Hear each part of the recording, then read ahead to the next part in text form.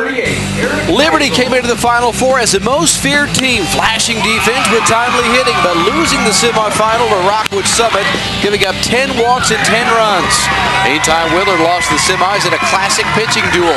Anthony Canapeel and Joe Pope, with Pope the advantage and the no-hitter. The next best prize, a third-place trophy. Liberty Willard next from Meador Park.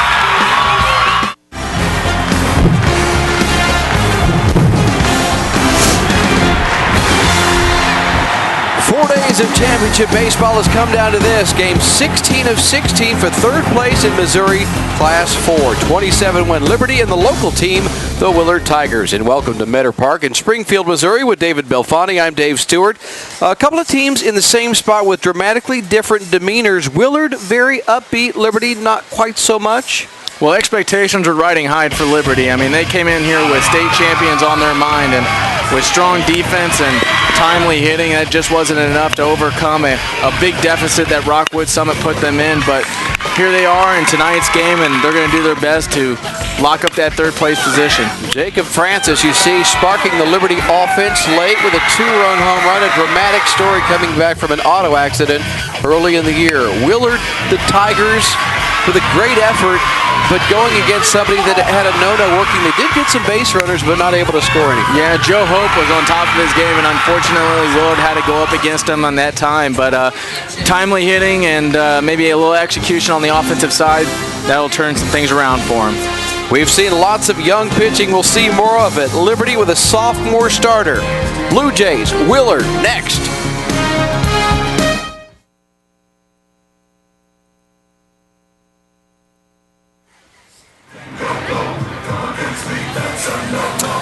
Back at Meador Park, ready for the final game of this four-day tournament.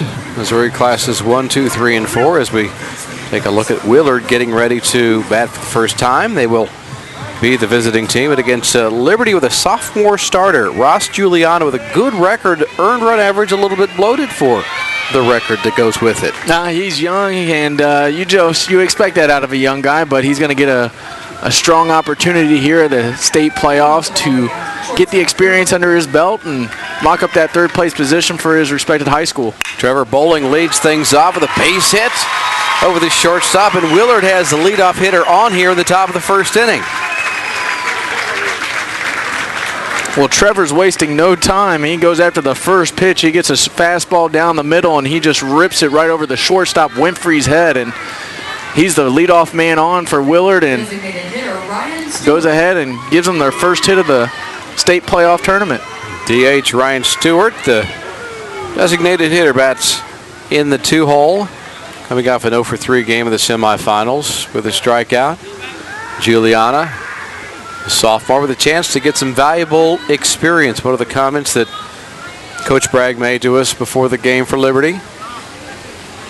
Has to run a sophomore out there. Somebody will have a couple more years. Fastball up and away, ball one.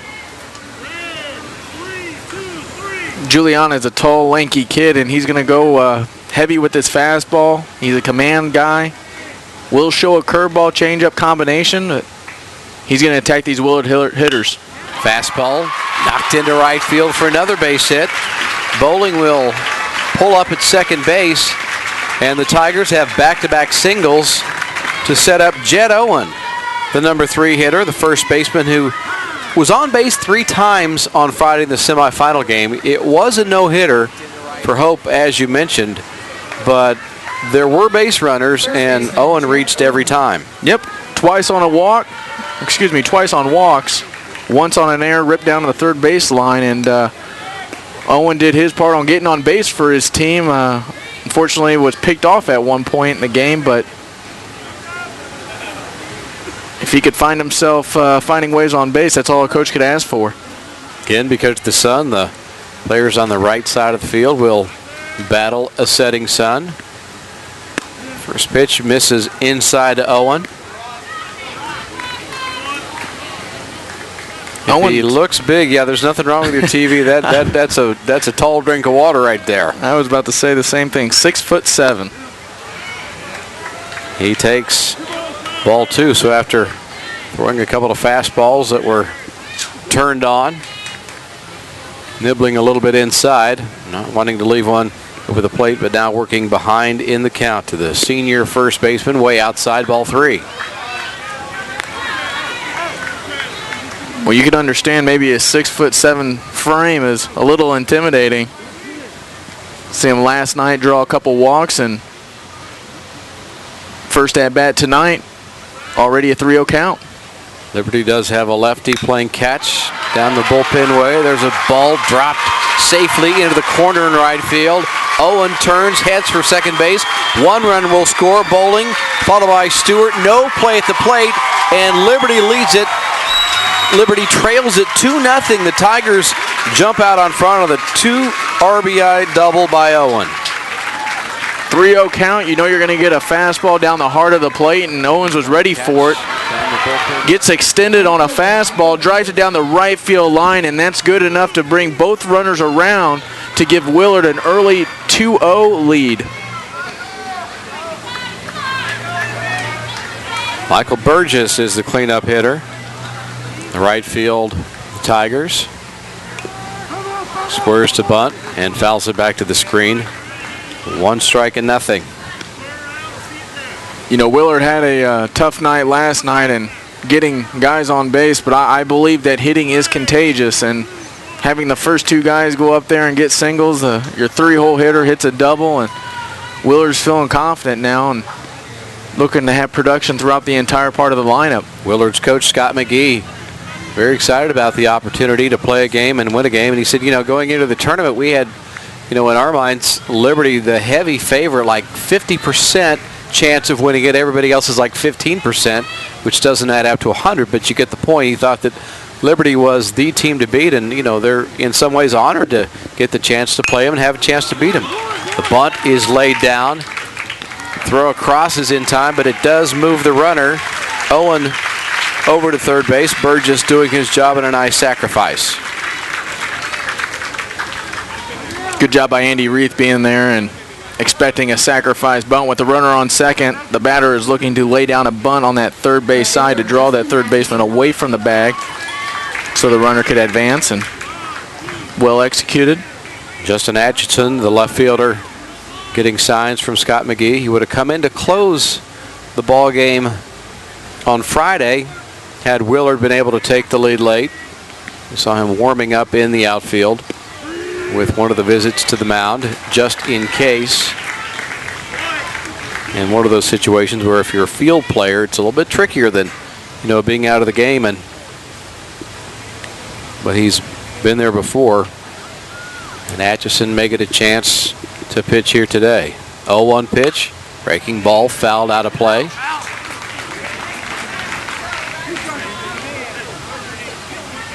Well, it's damage control at this time for Juliana to try to limit it to just those 2 runs, but there is a 3rd run, and the infield does play back. Third baseman Reith just on the edge of the grass. Pitch outside. Liberty looked like they possibly expecting a squeeze. It was looked like a little pitch out right there, and when you're heading the count 0-2, you could afford to give up a pitch. Yeah, absolutely. Juliana has been out of the stretch most of this inning. Count stays 1-2. Atchison does a good job fighting off the 12-6 curveball. Juliana will show that, and he's shown it early so far this at bat, and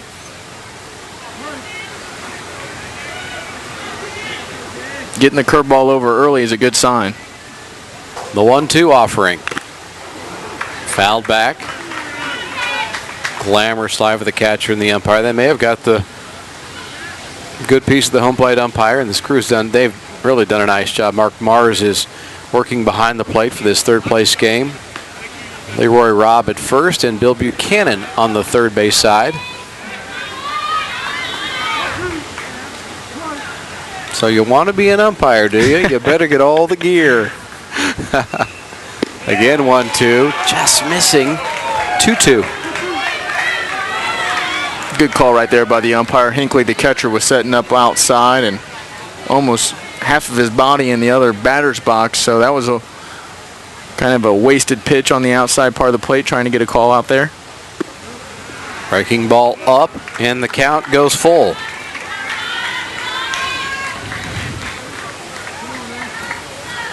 Atchison with a couple of strikeouts in the Friday night semifinal. 3-2 pitch, ball 4, walked him.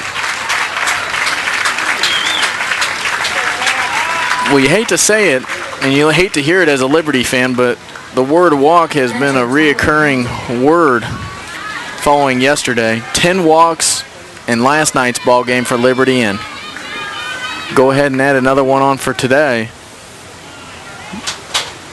Middle infield playing for the double play with Winfrey and Harmon squeezing a little bit toward the bag at second base with Tyler Hampton, the hitter. The senior catcher 1 for 3 with a single in the semifinals. Another runner down at third base in position to score. And all of a sudden, Juliana having a difficult time finding the strike zone.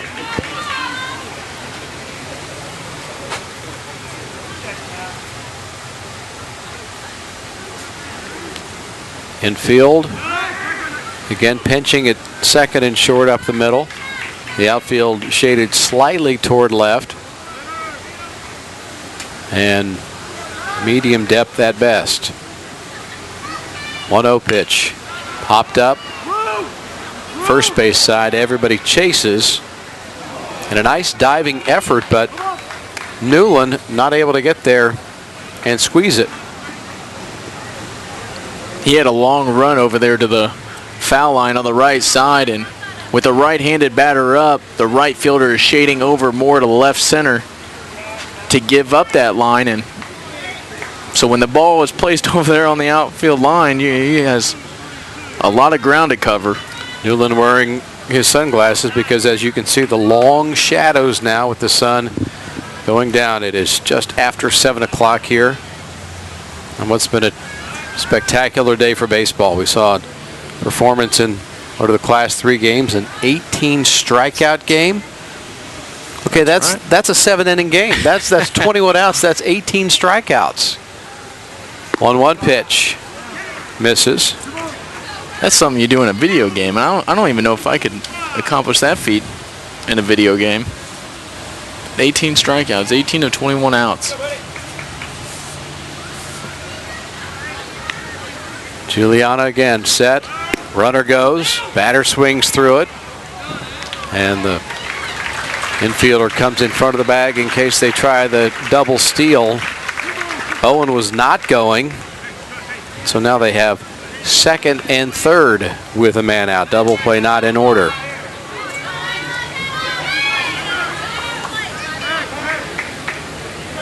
Well, if you're Tyler Hampton here, you're just looking to either hit a deep fly ball or a ground ball to one of the middle infielders just to advance the runners and put another run up on the scoreboard. Ground ball right side. Hampton doing that, poking it toward right. And a diving play in the out. And here comes the play. The play, a wild throw from the second baseman Harmon will score a run. Great job by Harmon to extend. The difficult part is to be able to bounce up quickly, set yourself, and make an accurate throw home. And a good risk that time by Willard as they get the third run of this top half inning. Well, Harmon does a great job of getting to the ball. He lays out, gets full extension on this, and makes a great catch. Pops up and trying to make the throw, but Owens too fast and rushes the throw, allowing the runner on second to advance to third, getting in scoring position. Cole Tieford takes ball 1. The center fielder 0 for 2 in the semifinals. The senior playing his last game for the Tigers. Breaking ball, stroked past the second baseman. Harmon not able to get there. And it's 4-0. Liberty working from behind as a hot air balloon sails overhead.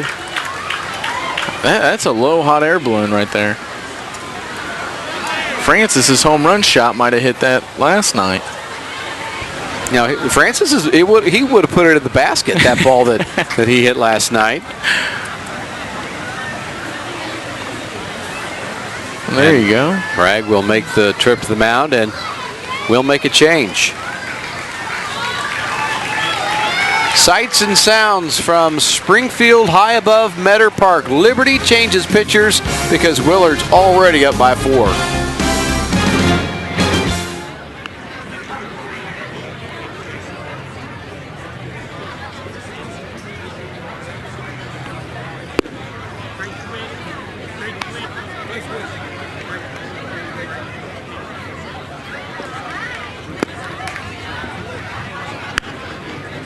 Now pitching for Liberty, number 8, Cole Connor.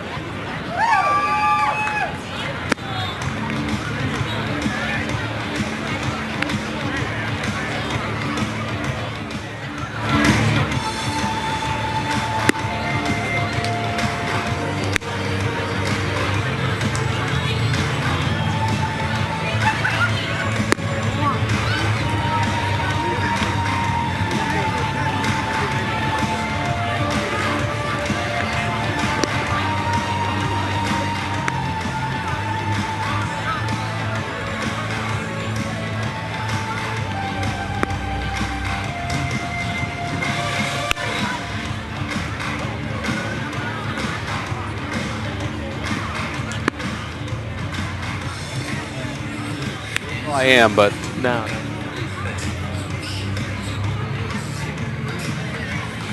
4-0 Liberty. We have not been able to complete the top of the first inning yet. We have a pitching change. Ross Juliana is out. Cole Connor, we have seen him before, have we not? I believe we seen him yesterday. We did see Cole Connor. He worked a third of an inning in the game against Rockwood Summit, getting it out, walking a batter. Threw 6 pitches Now batting the in last night's game. 1 walk.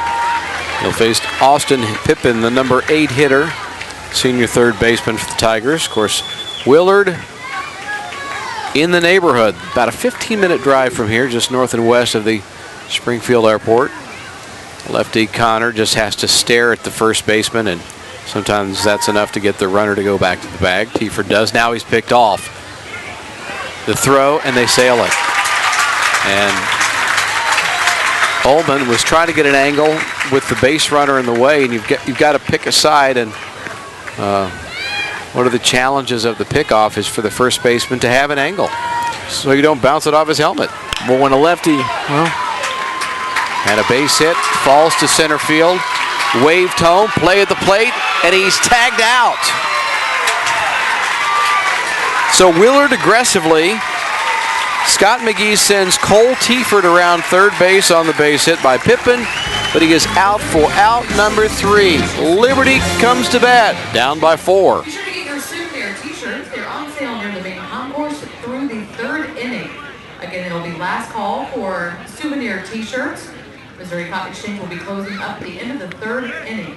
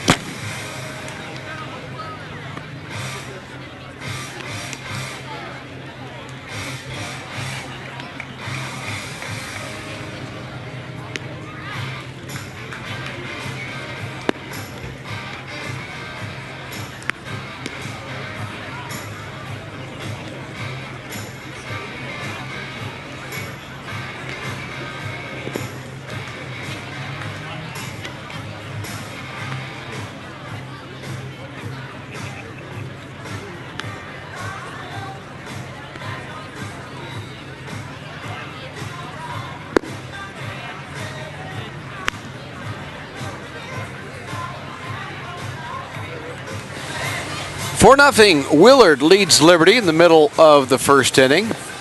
Tigers wanted to make it 5-0, but this is how the inning ended, David. Wesley Jones had other plans. He sees Atchison coming around the corner hot, but Wesley Jones comes up and throws a strike, and Hinckley's right there to receive the throw and put the tag on Willard, and that ends the top half of the first inning, and Willard did a nice job on getting on the board early. Swipe tag, able to hang on to the baseball for the 3rd out.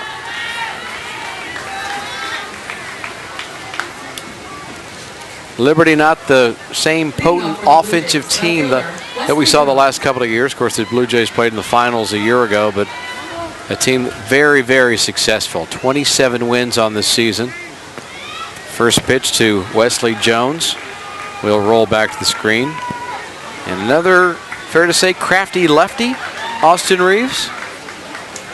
Well, Austin is following a beautiful pitching performance last night done by Anthony Canopiel. He's looking to add to his 8-0 record right now, so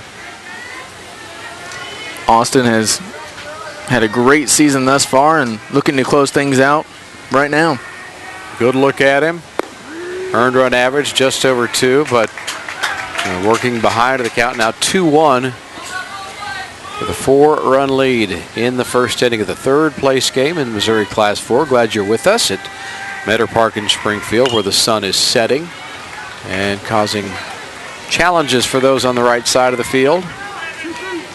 Well, as a pitcher, you love to have some shadows help you out. And a batter, that always is aggravating, because what happens is the ball kind of sits in the shadow and then hits sunlight. And it's hard to pick up the rotation on the baseball just like that. Austin Reeves gets his first strikeout of the night on a nice little backdoor slider. Second baseman Taylor Jones swinging and missing at the breaking ball, down and in. Nicely placed. Taylor Harmon is next. Harmon, second baseman, with a single to show for his effort in the semifinals.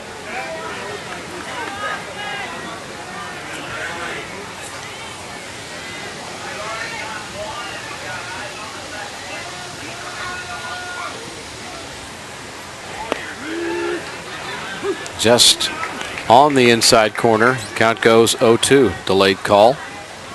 Austin Reeves, fastball, changeup, curveball guy, and curveball's his out pitch, as we've seen on the first batter. Another breaking ball hit over the mound, and a tough play for the second baseman. Backhanded at first, but not in time. Owen tried to stretch and make the play, and unusual a little bit to see the second baseman Snook go on the left side of the bag and make that play.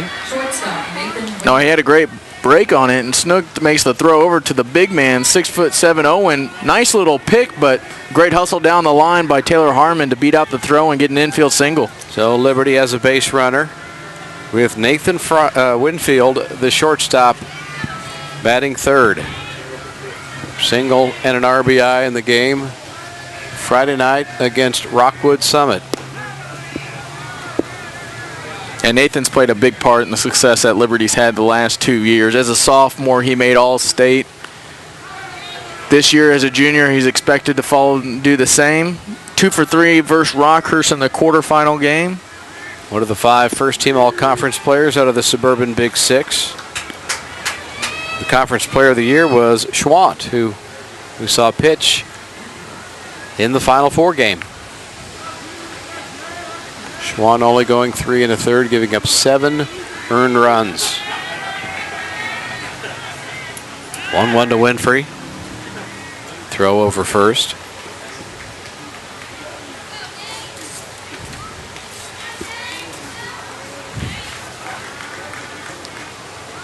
Yeah, the shadow's moving in such a way right across the pitcher's mound, so it does go dark and then explode back into it, and now it's 2-1. Back in the days of playing at Nebraska, Friday nights we'd always hit the shadow, and as a hitter it was very, very tough to read the rotation on the ball to determine whether or not it's a fastball or a curveball, and those shadows are a pitcher's best friend. 2-1 to Winfrey. Down too low, and it's 3-1.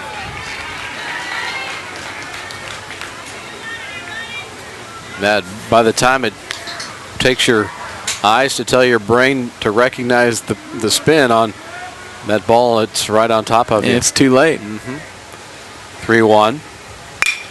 Right up the middle and a base hit. Liberty has 2 base runners on here. Setting up the cleanup hitter, Todd Hinckley. Nice piece of hitting right there by Winfrey. He just gets a ball down the middle and goes right back up at the pitcher. That's what the hitting coach likes to see out of a batter, staying in the middle of the field. Allows the runners to move now on first and second. Teaford in center, getting it back in quickly to Bowling, so they stay first and second. Hinckley 1 for 4 in the loss to Rockwood Summit on Friday. Takes down ball 1. This is a good matchup right here for Reeves. Lefty on left matchup with Hinckley up to bat. Hinckley's the team leader in RBIs with 36. 6 home runs. Snap throw to second.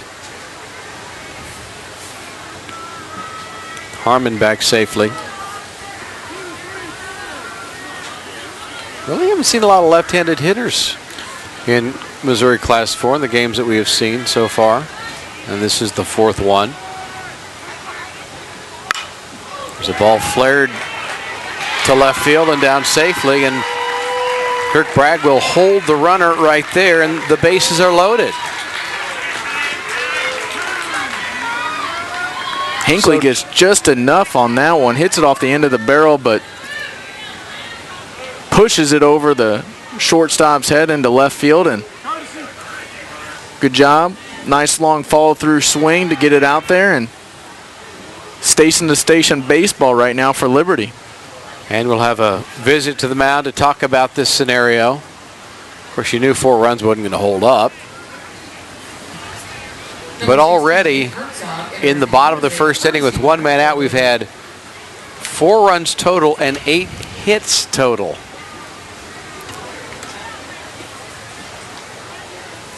Coach Bragg having a conversation down the third base line, talking to Lucas Norton, his center fielder, who had some huge home runs down the stretch for this Liberty team and critical wins over Winnetonka and Rockhurst. Points of the season where if you lose, you're done, and Norton delivered. Now the home plate umpire will wander out. Mark Mars gets halfway, does his U-turn. Coach Bragg and his Blue Jays had about to post up one of the best records since 2003 when that squad went 29-2 and had an extremely talented lineup there with Hunter Mintz, who went on to play with Missouri and 17th overall pick by the Marlins. Scott Carroll, who played here in Springfield at Missouri State, 3rd round pick with the Reds. Liberty winning a title in 2002. State runner up in 2011. Strike 1. Works ahead of the count to Norton. Liberty has been a powerhouse in baseball, and Coach Bragg has done a great job in leading the group. Of course, one of the challenges now, there is a second high school, Liberty North. Pitch is fouled off down the line, 0-2. Chris McCabe has got a great job with the boys basketball program at rival North, and Liberty still with a huge enrollment, over 2,100 students in an area that by all accounts still has room to add bodies after bodies. You're a Northlander, you know how that area has grown. 0-2 pitch, fouled back out of play. Well, Liberty North is a beautiful, beautiful new school. It's going on, it's coming into its 3rd year, I believe. 3rd year, and year 3 coming up, yeah. It's still off the beaten path a little bit from downtown Liberty, but housing's starting to go up more and more out that way, and in a couple years that school will reach what Liberty High is now. Again, the 0-2, swinging and missing. Norton can't connect on the breaking ball, and the bases remain loaded. Nobody moved. The difference now, there are 2 men out. We talked about Reeves and that curveball. That's his out pitch, and Coach McGee says he turns to it whenever he's in a jam, and it works out just right for him there. Hampton checking the dugout for the sign as Taylor Ullman, the first baseman, tries to change the scoreboard, and it hit him. Breaking ball just did get a piece of Taylor Ullman.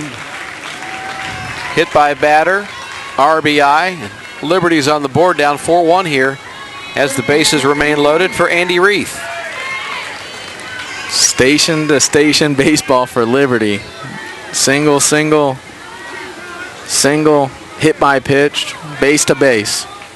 Now in the championship game, we saw a batter hit by a pitch not given first base. in the estimation of the umpire, not making an effort to get out of the way. Strike one to Reith. And that's always a tough call for an umpire to make. I mean, you know, a batter's told to stay in there and get on base any way you possibly can, and he takes one for the team, and umpire calls him back and starts all over. Breaking ball to Reith. Taps it foul down the line, and which Bragg will get out of the way of it. And again, they deal with a 0-2 count. Andy had a nice little night on Friday, going 2 for 3. Scored a run for his squad. Liberty collected 9 hits. Unfortunately, they left 7 on base, and whenever you leave that many guys stranded, you're asking for some trouble, and Rockwood Summit made him pay. Reith, the senior, playing his last game for the Blue Jays. And we have time. Problem with that was Reeves went ahead and threw the pitch. And so now do you come back with breaking ball, or do you go to something else now that the batter saw what you had in mind? I still throw a breaking ball here as you have the shadows. Tough to pick up. Stays with it. Hit to short and into left field for a base hit. That will score one as Kirk Bragg stops the runner at third base, and Liberty has cut into the lead. It's now 4-2 with Winfrey coming home to score. He recognizes the curveball, gets extended on it, drives it between short and third, and that's been a spot, pretty popular spot throughout today, and gets another one run across the board for Liberty. 4-2, cutting that deficit down to 2. Jacob Francis, the batter now with less than 10 at-bats this season. He did get the Jays started offensively with a 2-run homer in a 3-run 5th inning on Friday in a car accident very early in the season. And he smokes one to right center field and down safely. 1 run will score.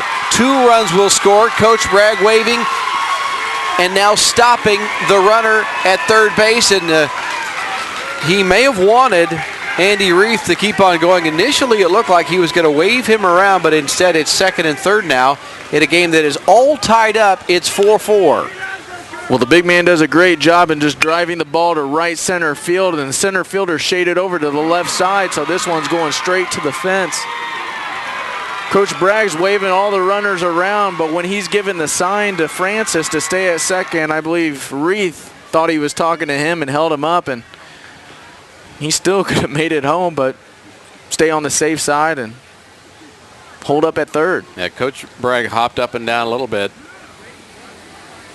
wanting that runner to continue. It looked like Reith had a very, very good chance to be able to score on a ball that went all the way to the wall in right center field. Conversation on the mound with Austin Reeves. Starting pitcher for Ross Juliana did not survive the top of the first inning.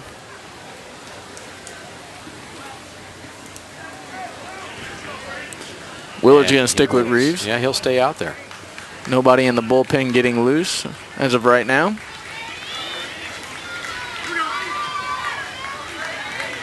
Well, Robbie Hendricks ended up pitching on Friday. The plan was, in a championship game scenario, he would have pitched on Saturday, but he threw 49 pitches in that Rockwood Summit game, going 2 1/3. Schwant was the starter.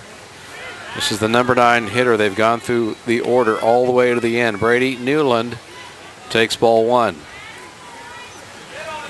Brady was 1 for 2 last night. Got a run across the board.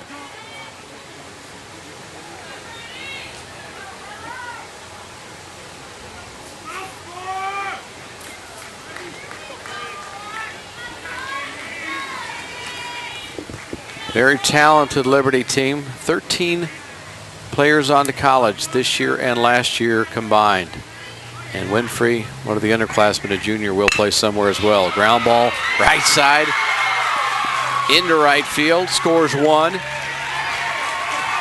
And Reith is able to go the final 90 feet and give the Blue Jays a 5-4 advantage, Francis stopped down at third. The Jays not done yet. We go back to the top of the order. Wesley Jones will bat for the first time, for the second time. He struck out to lead off this thing a while ago. Well, Newland just gets enough on it to sneak under the glove of second baseman Jay Snook, pushing another run across the board and giving Liberty that one-run lead. 9 runs so far combined for both these squads in the first inning, and Liberty still going to work. Jones striking out on a 2-2 pitch from Reeves in a long first inning. First pitch, ball 1, snap down to Francis. The runner moves up first to second. Newland takes the base. Francis able to scramble back. Of course, one of the things that you're always taught in baseball at third base, go down foul, come back fair. If you get hit in foul territory, you're not out. And you cut down the angle for that catcher on a snap throw if you're in fair territory. Breaking ball stays up and it's 1-1.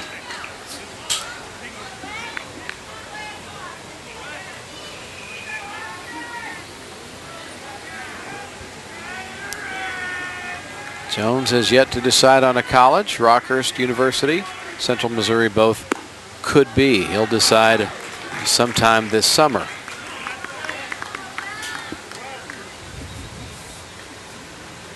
Wesley had a nice little game yesterday.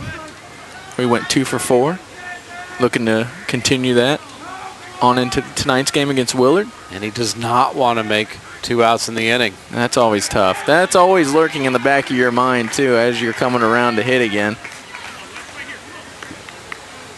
1 for himself, and then 2, your teammates usually give you a hard time about it also. Outfield very shallow. Not even medium depth. Playing straight away. Very slight breeze toward right. Pounds 1 toward short. Not going to be a problem. A high throw. They just do get him. Bowling to Owen on the stretch, but Liberty scores 5 times in the bottom of the first inning. From down 4 to up a run. We are ready for the second when we come back to Meador Park. Or at farmers.com. Farmers Insurance, proud sponsor of the Missouri State High School Activities Association, and proud to be on your team.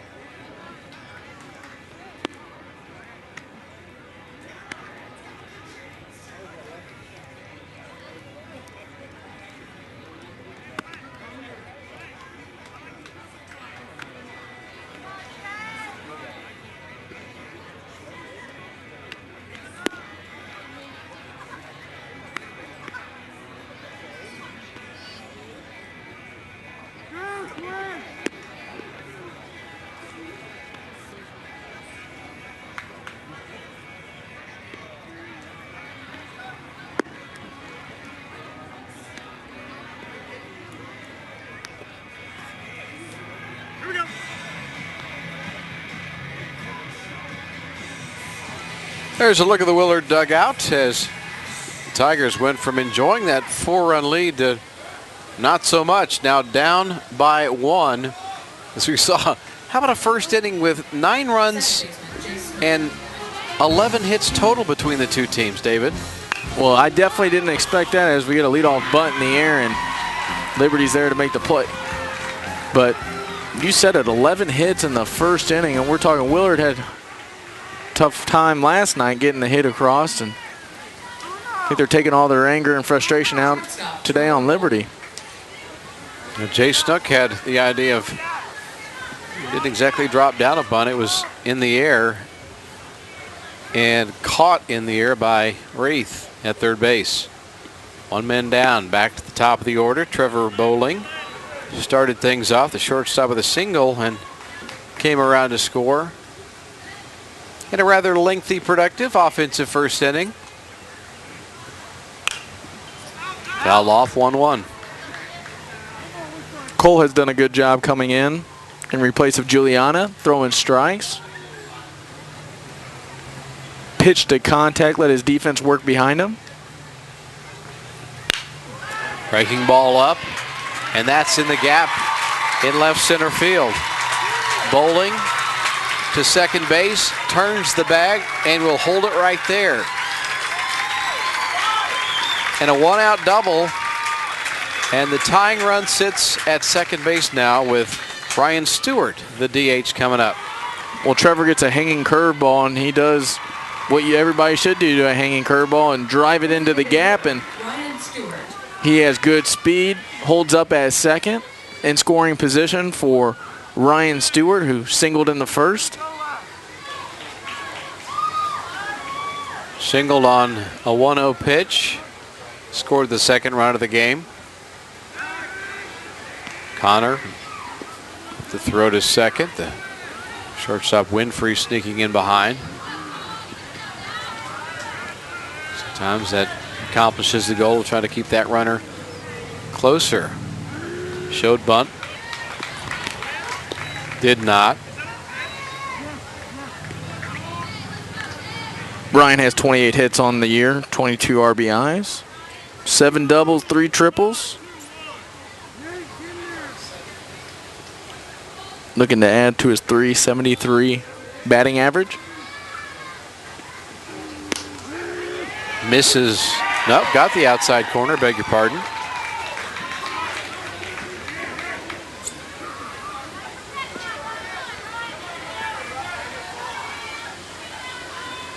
Connor working in both of the final 4 games here. Springfield time is called. You would expect Max Miller, who pitched 14 pitches on Friday, to be available. Hendricks not sure with him going 49 pitches. Schwann out of the question, most likely having thrown 60. Outside corner this time, just off it. Well, Liberty threw their best arms on Friday night, doing whatever they could to advance to the state title game. However, things didn't work out as planned. 1-2, hit toward first base. And a nice play with a long arm that time by Ullman to reach up and get it and then win the race to the bag as the tying run moves to third base. Ullman did a good job on staying down on this big hop. First baseman, Jet. This field has seen a lot of baseball action on it as of late, so you're not going to get the true bounce that you normally would, but the grounds crew has done a tremendous job on preparing the fields for these games. Jed Owen has reached base every time that he has batted in the final 4. First pitch stays up, ball 1.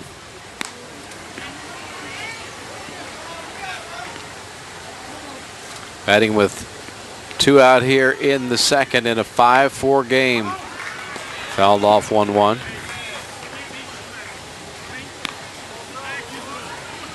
Six foot 7. Not too many baseball players stand in at 6'7". Now Dave Winfield would be somebody that, and you got to go back a ways to find one that big. Frank Howard going back even further, swing and a miss over the top of it. Just off the top of my mind, Richie Sexton I'm thinking of. Yeah. Seattle Mariners, Milwaukee Brewer. Indians. He's been passed around. Interesting. I come up with guys from like the 60s and 70s. You go modern day. Nice. There's a ball driven to right field. And Newland gets turned around. It'll go to the wall. And into second base with a stand-up double. Jed Owen continues his perfect weekend in terms of reaching base every time Trevor Bowling scores, and we're all tied at 5.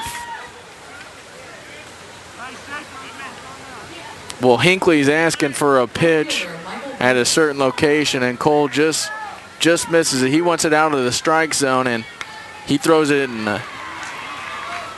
an area where Owen could control the bat very well, and he drives it. Hit hard up the middle and off the shortstop Winfrey and into right field. Owen will come down and score, and Willard is back in front at 6-5. A lot of velocity on that ground ball. Winfrey not able to pick it, but it will be an error charge to the shortstop off his leg. As an infielder, you're looking for that big hop, and unfortunately Winfrey got caught in between hops, and That always makes the task a little bit more difficult, and he'll be charged with an error. Michael Burgess on first base now with Justin Atchison. Walk and a run scored back in the first. Well, if you wanted a pitching duel, you came to the wrong place. Dana Hughes and I had this conversation back on Wednesday. I voted in favor of pitching duel. He voted in favor of lots of runs. He would have loved this one. He would be happy with this one.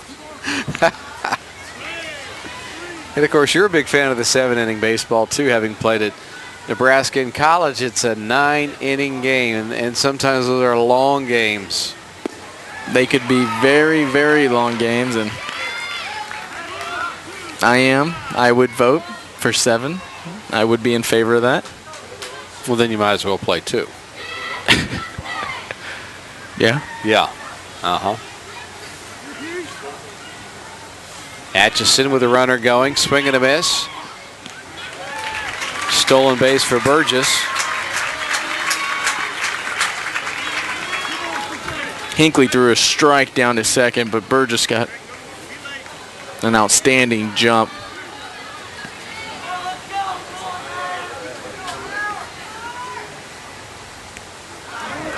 And he hit him. And he'll take his base with the dead ball. First and second now. Willard has come back to take the lead here in the top of the second inning. We've seen pitching changes already with each team. Tyler Hampton will dig in, and conversation at the mound between the Liberty battery. Hinckley wants to go talk to Connor about it. Hampton with the interesting sacrifice fly that did not leave the infield dirt. Great diving stop by the second baseman. The throw home. The error was charged by the runner being able to advance second to third. Not unreasonable for the runner to score from third to home because of where it was hit. 1-0 pitch. It's something I could honestly say is a first that I've seen. A sacrifice fly that didn't reach the outfield, but then I'm glad I'm here with you to bring in new experiences. 1-1 pitch, outside, 2-1. I can say I now have seen a sacrifice fly in the infield. And it was a great stop. It was a great catch. It was unbelievable. Tricky part was getting up, making a good throw. Harmon hits it to right center field. And in between, Norton can't make the play. Newland has to throw it in. 1 run scores. Here comes the second. No throw home. And Willard adds a couple more. Burgess and Atchison. Hampton ends up at second base, and it's 8-5 the Tigers. Well, Hampton, an inside-out swing, gets it to center field and a little tail to the right side, just out of range for the center fielder, Lucas Norton. Good hustle, good extension, just can't get to it. Hampton, double, 2 RBIs, 8-5 Willard. Kirk Bragg with the walk to the mound. He asked for the baseball and will get it. And we'll have a pitching change. Cole Connor's day is done. Let's take a break. We'll reset the field.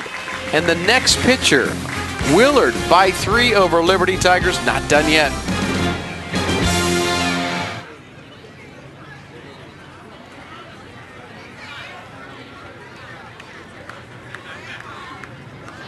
Pitching change for the Blue Jays. Now pitching number 14, Nathan Volkman.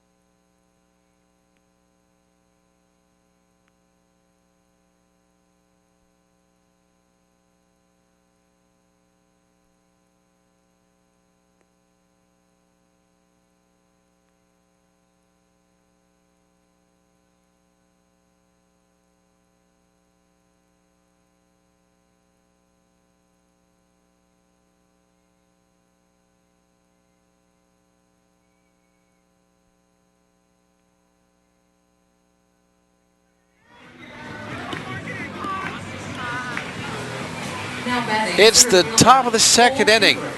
Liberty on its third pitcher as we see the moon on the screen. I can't see it from the booth, but trust me, it's in the vicinity. From Juliana to Connor to Nathan Volkman, appearing on the mound for the first time this Final Four weekend. He did pinch hit on Friday and walk.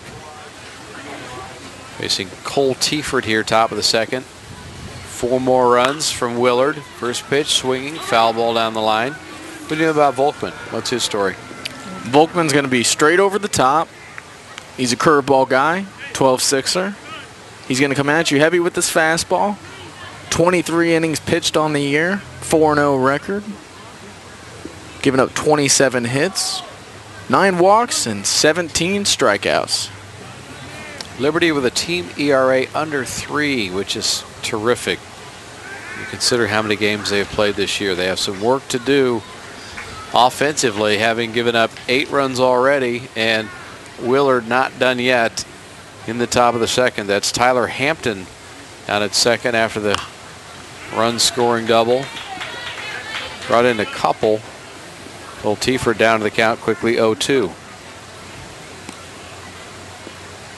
Cole singled back in the first inning. Center fielder, Coach McGee says, is without a doubt one of their top defensive guys. Volkman just a junior.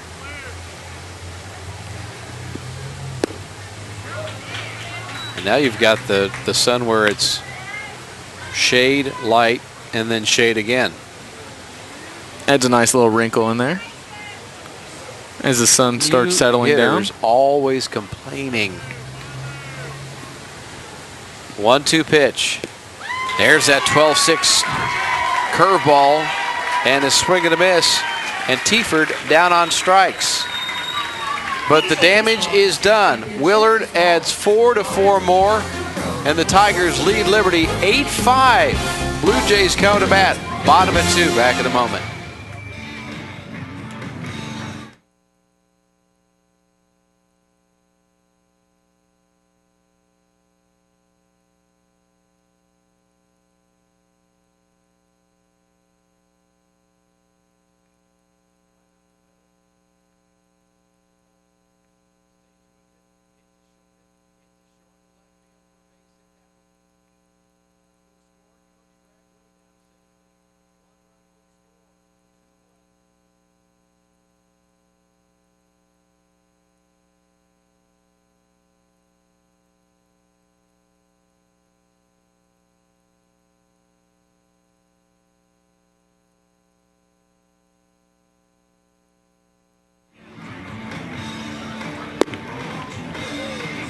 Here we go.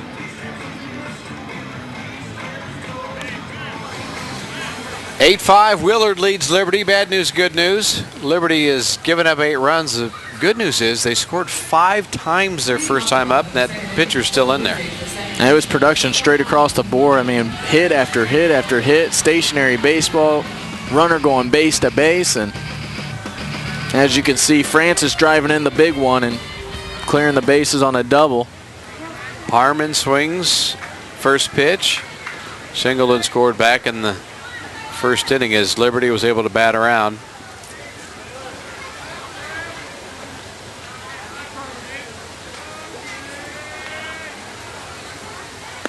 Harmon, one of the all-conference players on this roster. Harmon made a great defensive play back in the first inning, getting extended and diving, making a catch. 1-1 pitch. Just does miss 2-1. We'll head to College and Simpson in the state of Iowa and find out, even though the state looks close on the map, it's a lot colder up there. 2-1 pitch. And it's now 2-2. In fact, in the state of Iowa, they play their high school baseball almost like a Legion schedule in the summertime. Otherwise, they'd get no games in. They just couldn't do it. 2-2 offering, off speed, misses. And the count goes full, which I always thought was kind of neat because you could play a Legion type schedule and play a bunch more games in the summertime.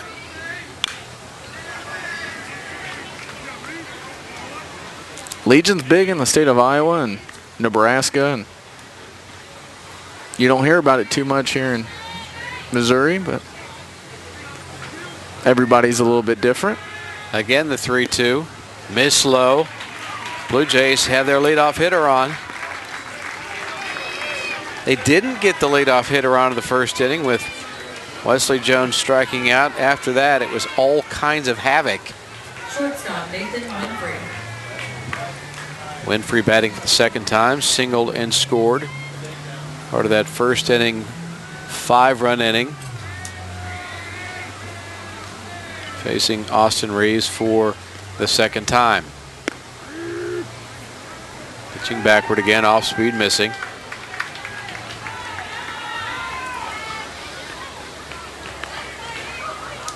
Now the shadow is pretty much filled in all the way from the mound to home plate. 0-1 is low. Austin's doing a good job of mixing up his pitches. He's having a little trouble locating his fastball, but see Liberty looking to get the bullpen up and going again. And there is no 30 on the roster.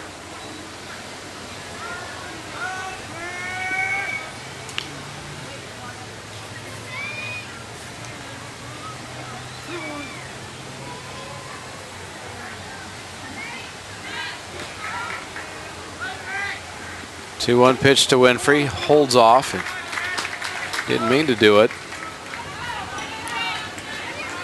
Tell you what, the home plate umpire, Mark Mars, he's having himself a game already. He got clipped on a foul ball, and right there, I think he took it off the shin. And catcher doesn't give you the same help the umpire tries to give the catcher when he gets nicked. Normally, the catcher will go out there and talk to the pitcher. Well, he didn't. That just misses.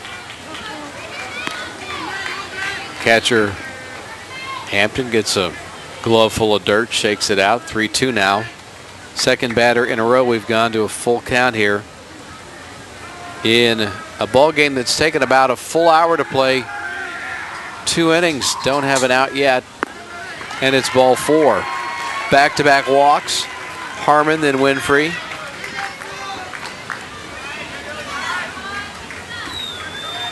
Well, Austin's going to be the pitcher. There's no action in the Willard bullpen, and Catcher Todd Willard. he's going to have to figure it out. Head coach McGee's going to. Willard, you would think, would have some options in that the only pitcher that worked in that semifinal game with Parkway North was Anthony Canapeel, who went 6 innings. Now he'll make that slow walk to the mound. He is. Will he ask for the baseball or not? Looks like Atchison, the left fielder. Atchison, the closer, is going to come in and get some work in.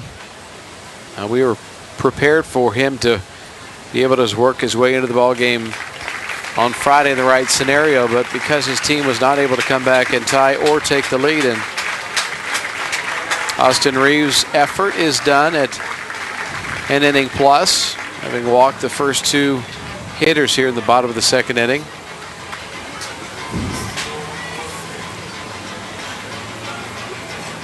Let's take a break. We'll let Atchison do his thing, take his warm-up pitches. Back in a moment. 8-5 Liberty and counting.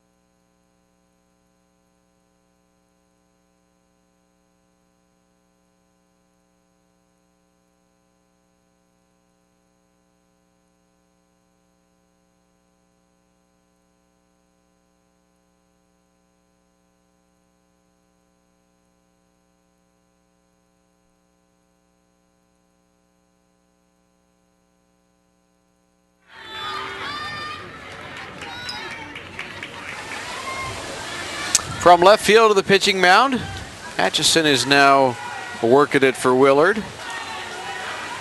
Normally their closer, but in a spot like this, they need him now. Presley will take over in left field. First time we have seen him this Final Four weekend. First pitch, sky to the air, third base side. They will all watch it drift out of play. Todd Hinckley falls behind 0-1.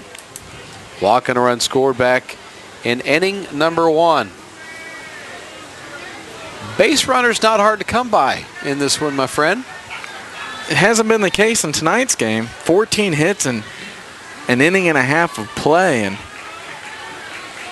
they're showing no signs of slowing down. Atchison is wide, and it's 1-1. I do like that about high school baseball, is just bringing in a position player from left field, and here you go, bud. Warm up and go at him. Breaking ball fouled back to the screen, and we talked about the pitching that we have seen here. Earlier on Saturday, Savannah with a 10-0 win over Marshall. They got those 3 runs to make it a 10-run spread in the 7th. Blake McFadden, 7 innings, 1 hit, 2 walks, 18 strikeouts, 103 pitches on his day. As Savannah finishes 24-5. Swing and a miss. Atchison starts with a strikeout. 1 man down in the 2nd. That's not a bad way to end your high school season, and coming up on 18 strikeouts out of 21 outs and bringing your team to a state title. Atchison. They actually 3rd place right there. Atchison fastball away, and Hinckley unable to handle. Lucas Norton bats next. Just off the inside corner. Lucas struck out back in the first, facing Austin Reeves, who is no longer on the mound.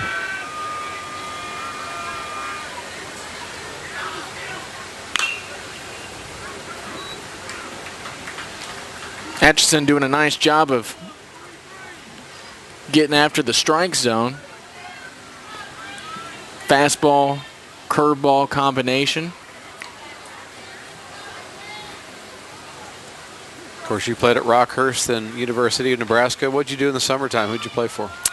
My freshman summer, I was shipped off to St. Cloud, Minnesota to play in the Northwoods League. And my sophomore year, I went and played Harwich in Boston, Cape Cod League. And wood bat?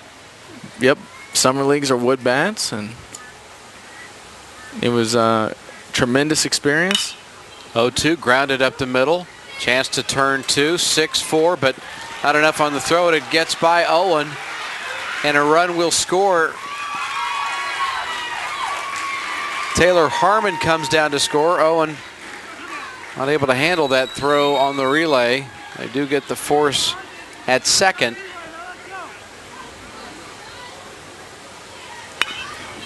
Well, they get the force out at second. Now on the turn, he just kind of pushes it, and the 6'7" guy, it makes it a little bit more difficult to reach down after those, and gets away from him, and Liberty's allowed to bring a guy around to score, and Norton advances to second base on the fielder's error. Taylor Ullman hit by a pitch his first time up. Big swing, fouls it off. No, but the Cape Cod League was something special. Guys on the roster, 4 or 5 teammates, now in the big leagues.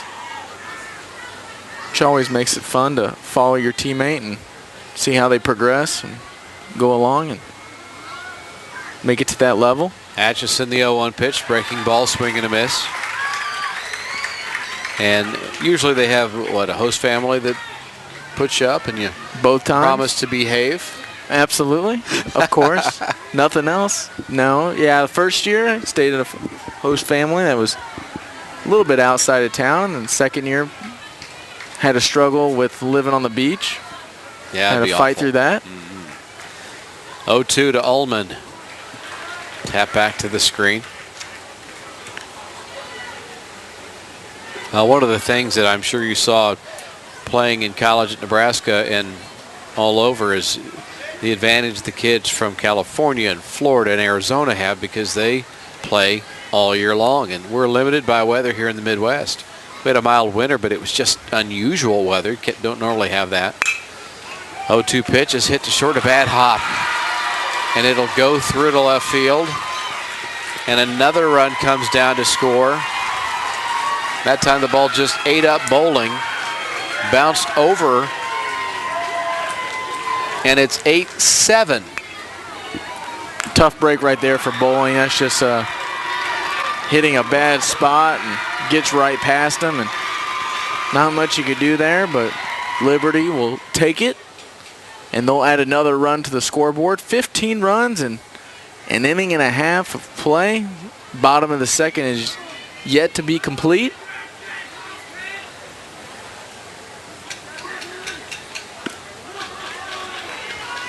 Andy Reith hits for the second time in the second inning now. Single, had a run scored first time up. I don't think that ball hit on the lip, but it did take kind of a wicked hop. 4 days so far of state playoffs, 4 games a day. In the air, sky to right field. Burgess drifts back and squeezes it for out number 3. How about 15 runs combined and 15 hits combined and an 8-7 Liberty lead? Tigers bat top 3 in a moment.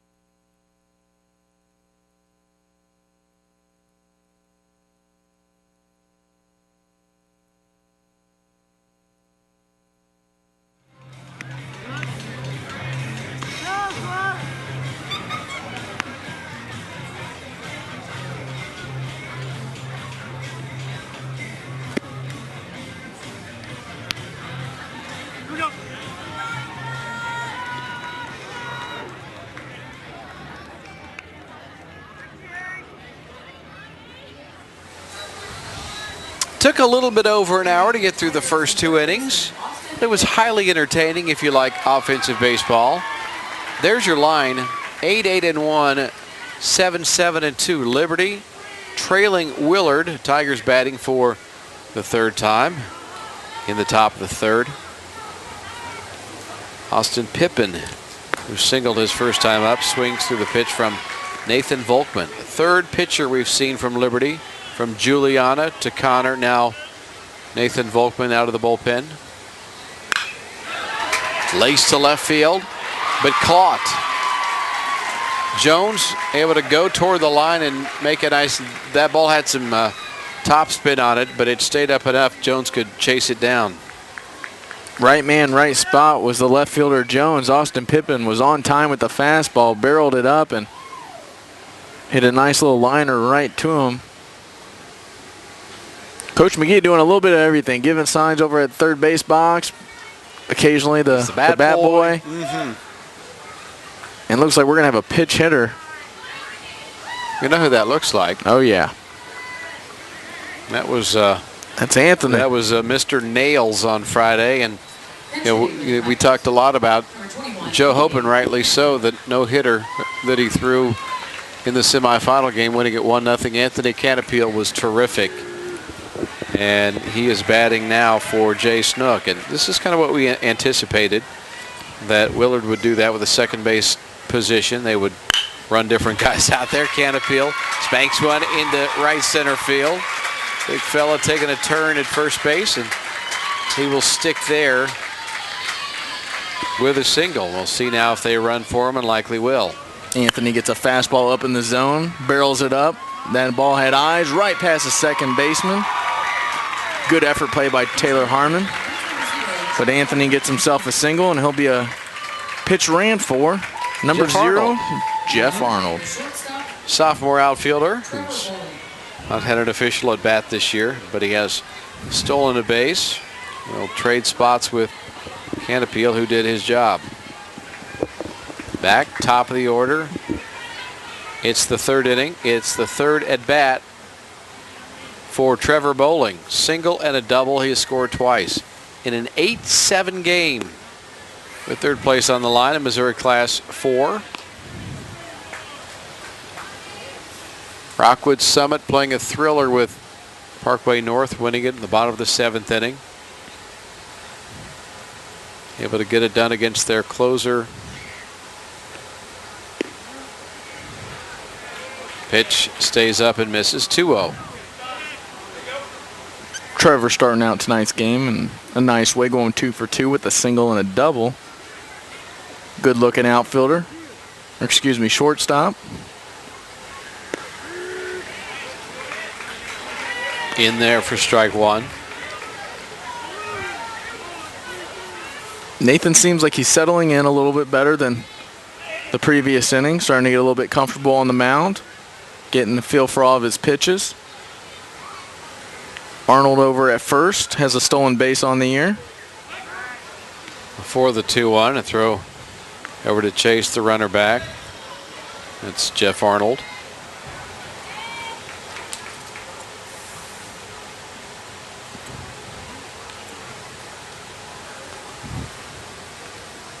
Now he comes home,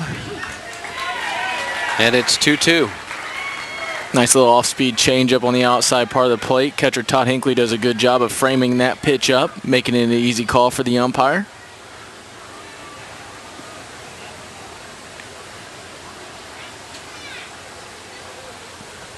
The 2-2 pitch stays up, and the count goes full.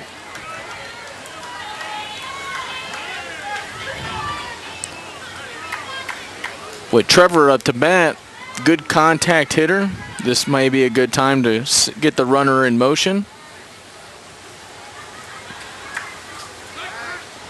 Snap throw to first, not a bad idea. The idea is if it's a strike, he's putting it in play. If it's a ball, he's taking the walk. So get the runner moving.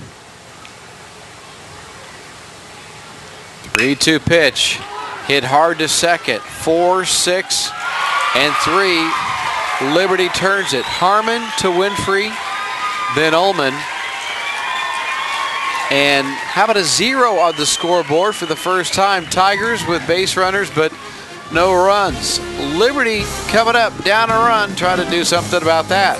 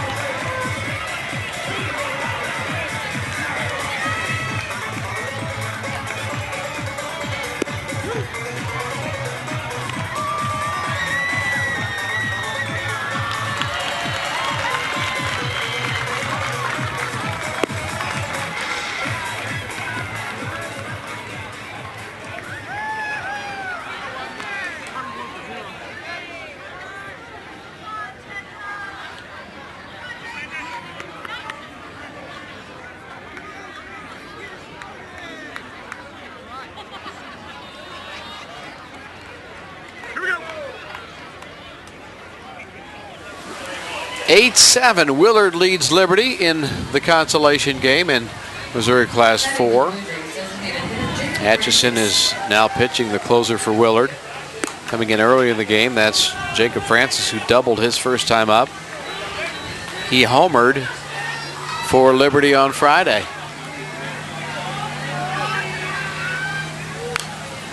Jammed him. Counts 1-1. Jacob's a big boy, designated hitter. Only has a handful of at-bats this year, but when he's had the opportunity, he's taken it. Tied him up again, and it's 1-2. Football player guy. Talked about the car accident he was in early in the year and how fortunate that his injuries were limited and his recovery was so quick. And got him looking. Francis takes strike 3 on the inside corner.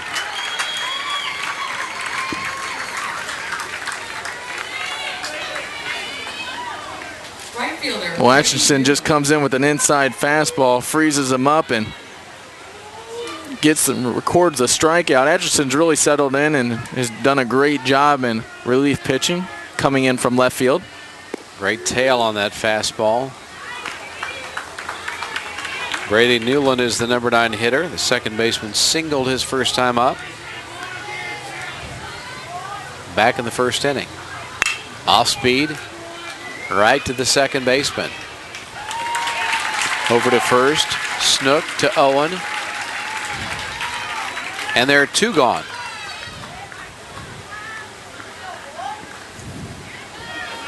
Left fielder Wesley Jones. Seth Sheritz is now playing second base. Make that.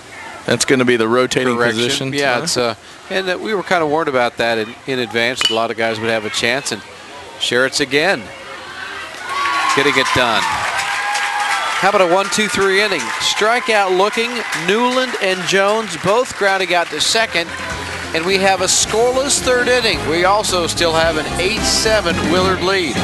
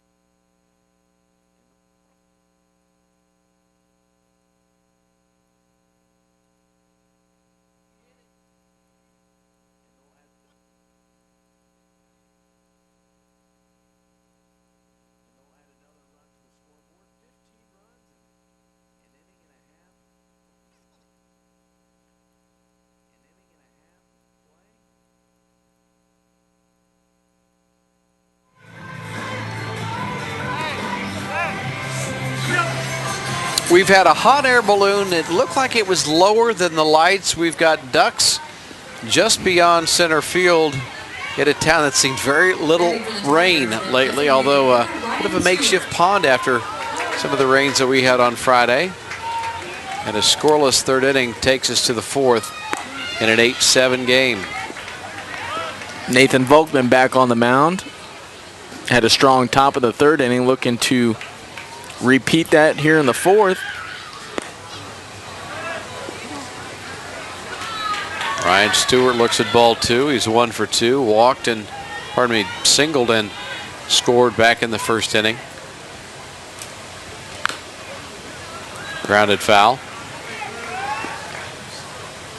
I have to say, I am a fan of the Liberty Blue Jays' baby blue uniforms. Big fan. I like them. We saw I don't know if it's truly like a royal powder blue, but pretty close.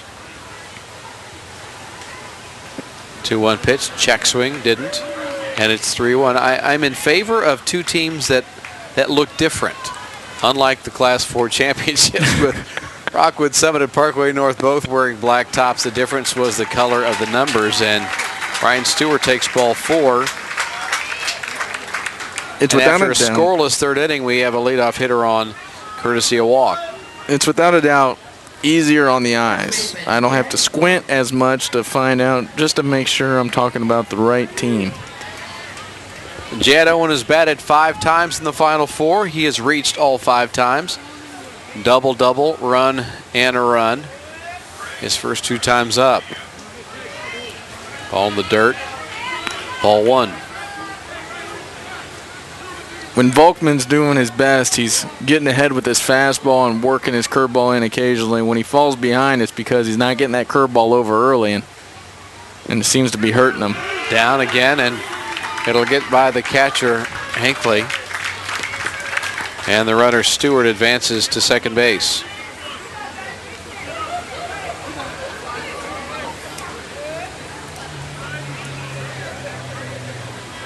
Hinckley's a big boy behind that home plate.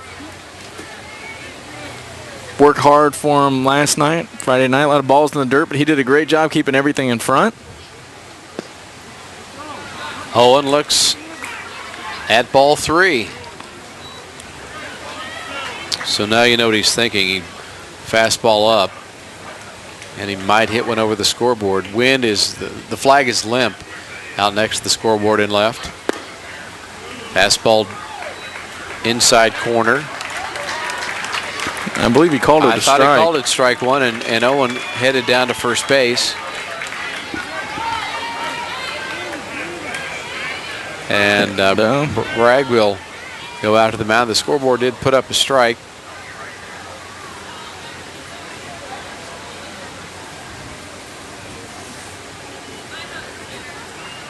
But nobody challenged Owen when he went ahead and ran down to first base. So we're guessing that's a walk. And we'll go ahead and record it as a walk. And now Willard, runners on first and second. And Coach Bragg's going to take this time to talk it over with his infield, try to calm down his pitcher, Nathan Volkman, after back-to-back walks. This may be a situation where Willard looks to sacrifice bunt down the third base line to move the runners over in scoring position. Well, Volkman's done a good job since he came into the second inning. Very tidy work in the third. We see another arm down the Liberty way getting loose. It is the last game of the year, so many volunteers, many bodies available, some that we can rule out based on what they did on Friday. As Michael Burgess bats with first and second, you can see the third baseman sneaking down the line. That ball rolls foul. Ullman charging hard, trying to keep it in fair territory, but making sure he had a play. Reith sneaking in on the grass, third base side. This is a situation where for a sac bunt, you're looking to go down third baseline, because if Ullman is aggressive on this and he charges this bunt, it's hit firm enough to him, he will turn and have a chance to throw the runner out at third.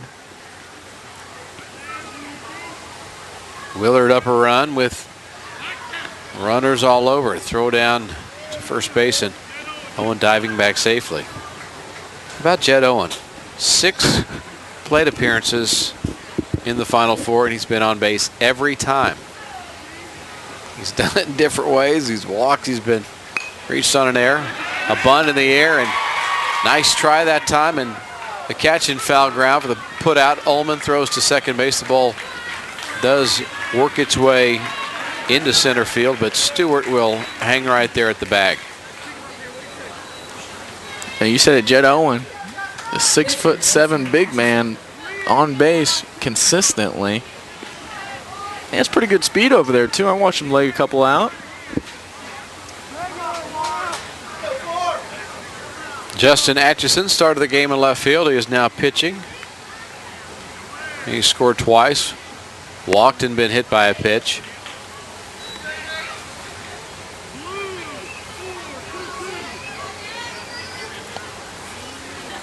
He's done a nice job in relief at pitching. And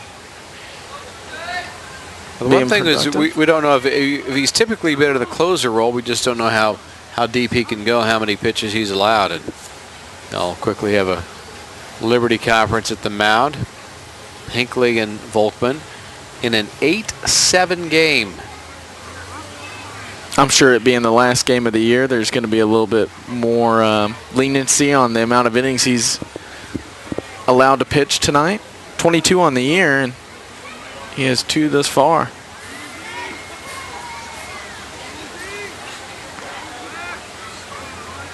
And if he truly has been used in a closer role, that means 7th inning. I mean, get the last 3 outs or get the last out. 1-0 to Atchison. Down too low. Fake the throw to second. Stewart making him think about it. Sometimes you want to make that catch or make that long throw. Well, with how rough the infield has been, if it's a short hop, tough for an infielder to handle, and maybe you can get a extra base, extra easy base somewhere along the way. So like the effort out there. 2-0. Misses. And Volkman 1 ball away from loading the bases with 1 out here in the 4th.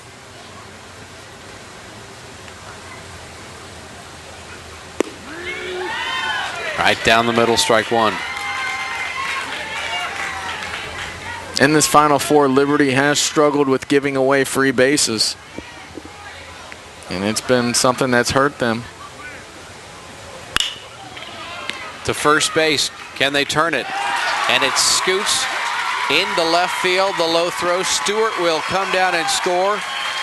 And Liberty will have their 3rd error of the ball game. Owen sits at second base. And it's 9-7 Willard. Ullman does the hard part in getting the ball there, fielding it, but then he has to throw the ball around the 6'7" frame of Owen, and Winfrey just can't come up with it. The ball runs out to left field, and another run will run in for Willard.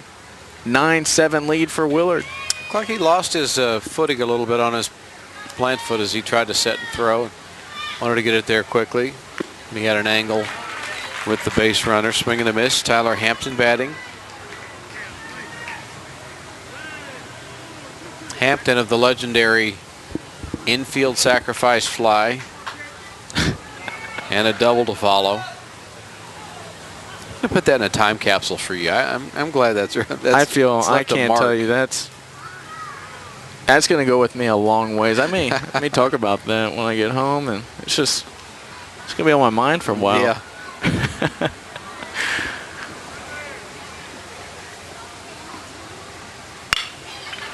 In the air on the infield, short center field, 3 chasing, and the center fielder Norton calling and taking it for the 2nd out of the inning. Lucas does a good job right there on calling off the middle infield, Winfrey and Harmon. That's one of those gray zone areas where the outfielder takes priority.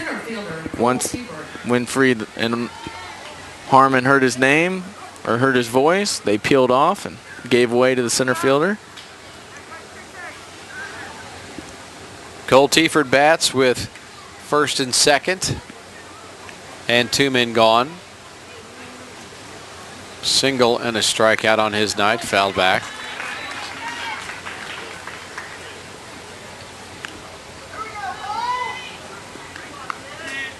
Nathan Volkman seems to be doing much better when he gets ahead with a fastball. When he's throwing that off speed, he seems to be falling behind and seems to be out of rhythm.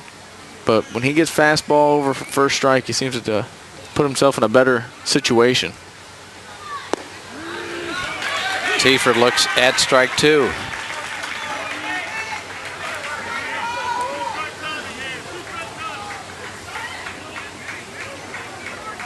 One strikeout through this Willard lineup. 9 runs scored. 0-2.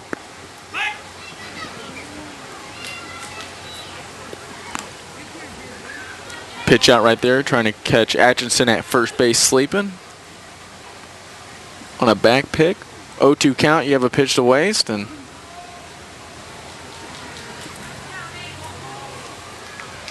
Ullman playing behind the runner. 1-2, and it's just slow. 2-2.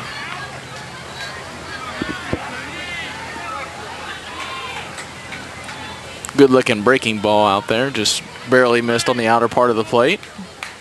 Volkman shakes him off a couple of times. Steps back.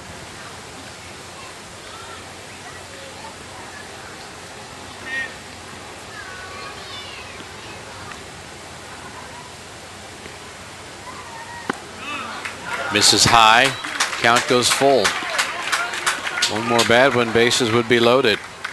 We have said that before. We've had that situation a couple times now, but we have a full count, 2 outs. The runners will be in motion. For the base runners, you want to make sure he commits to home plate before you take off. Willard scored once here in the 4th. And again, bluff throw to second.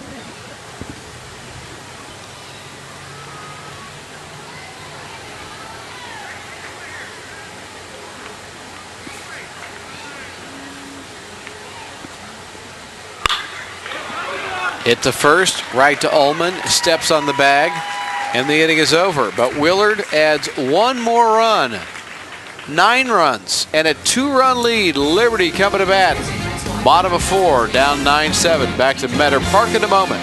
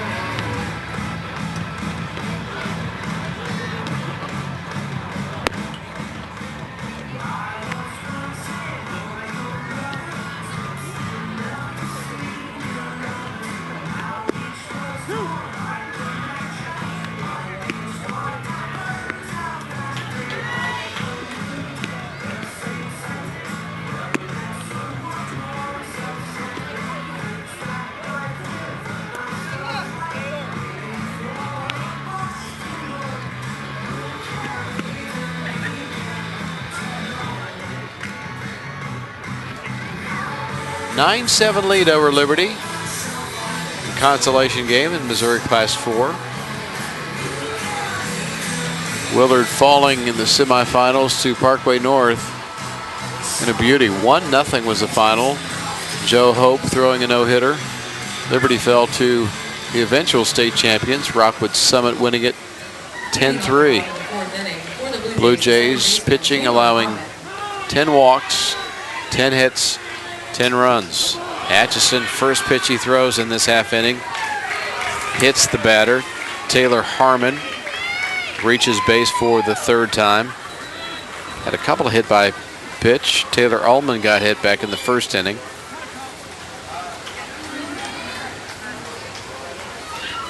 And it just rarely feels good unless it gets your jersey, which is hanging out in front.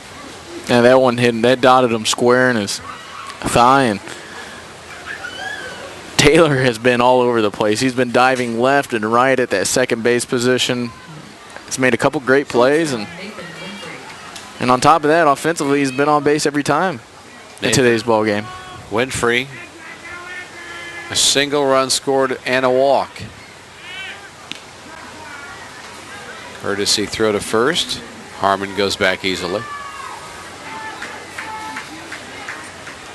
Dwarfed by Owen, which is the case for most of the guys that spend time around him at first. Showing bunt early, pulling the bat back, not serious about it.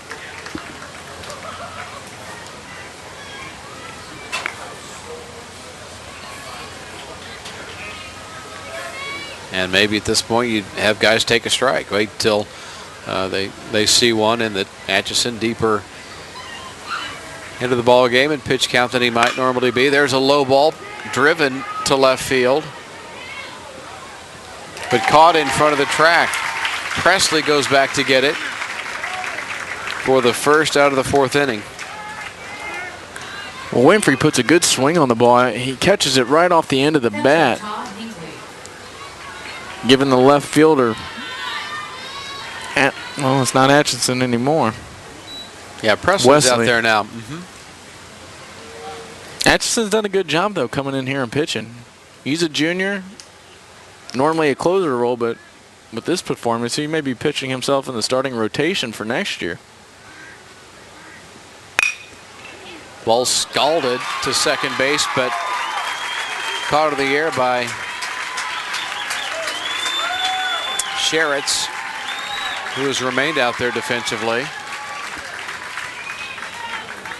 Enjoying some state tournament action here. Hinckley hit it right on the button, but lines out to second. Sherritt came in the game a couple innings ago, and since he's had 3 putouts, so he's been active out there, and the ball is finding him, and he's doing a good job at turning him into outs. Lucas Norton bats for the 3rd time. Strikeout, reached on a fielder's choice and scored back in the 2nd in a 9-7 game here in the 4th. Throw over to first since Taylor Harmon back.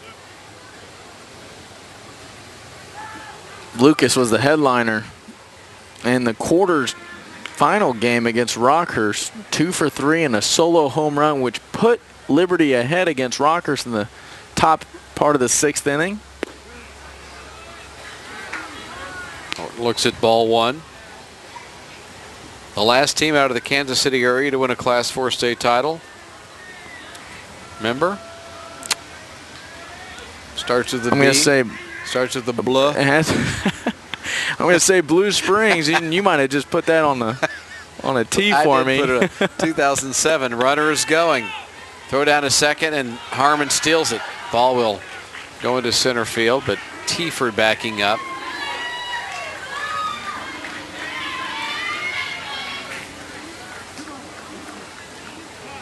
Appreciate you playing along, though. You know what? I was hoping I wouldn't get that wrong after you kept giving me hints, but shocked you didn't know. You know, what year did you graduate at Rockhurst? 2006. Wow. I had to think about that. That's sad.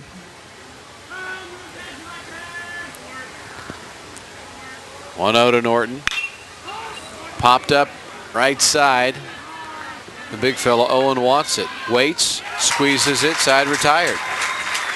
Atchison gets the job done. And we have played 4 complete. Willard leads Liberty 9-7. Back to Meador Park in a moment.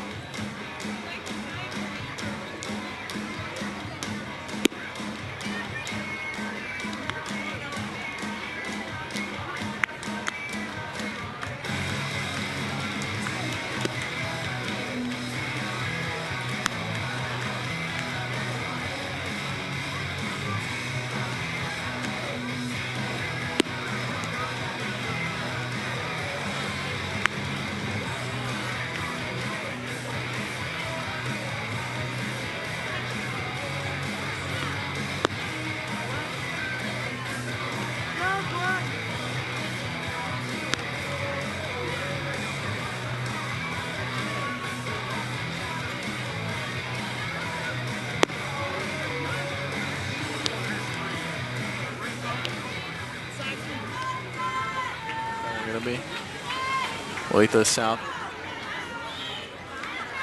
Heading for the Tigers, the 3rd baseman, Austin Pippin. We're back in Springfield at Meador Park with David Belfatti and our Time Warner Cable Metro Sports crew. I'm Dave Stewart. Willard leads Liberty 9-7. Tigers would like to add to their advantage here with Nathan Volkman settling in, doing a nice job, wondering how far he might be able to go, how much further into this game. Austin Pippin is the hitter. Ball skips away. Hinckley has to go get it. Pippin 1 for 2 with a single in the first.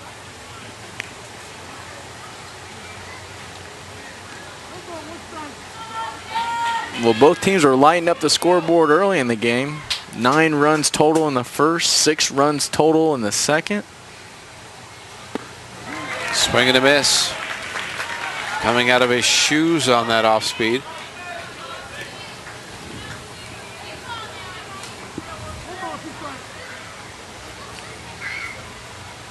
Pippin with no home runs on the season, and he strikes out. Big swing on strike 2. Volkman has that nice 12-6 curveball, and he got Pippin out in front twice on that pitch. Good job by Volkman, starting to settle in a little bit more and more. He's out there for his third inning. Third inning of work. Michael Pfeiffer will hit in the 9-hole here.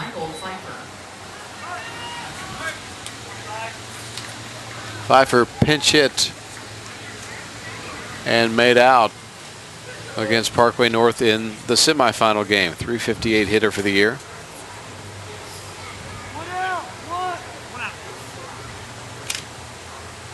Six-foot junior, 53 at-bats on the year, 19 hits. After all the bookkeeping, allowed to get in the box and take strike 1.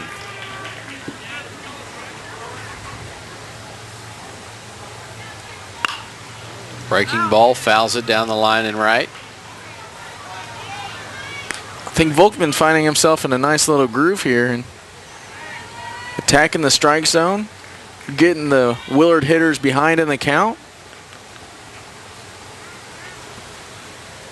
0-2 up the middle to the shortstop. Low, but in plenty of time for out number 2. Winfrey to Ullman. 2 up, 2 down. Winfrey's a good-looking shortstop. 6'1" kid, goes to his glove side. Momentum going to first base and makes a good, strong throw to his first baseman. Recording the second out of the inning and helping out his pitcher, Nathan Volkman. And it brings up Trevor Bowling for his 4th at-bat of the game. Bowling, 2 for 3. Hitting into a double play his last time, swing and a miss. Singled and scored in the first. Then a double and a run scored after that.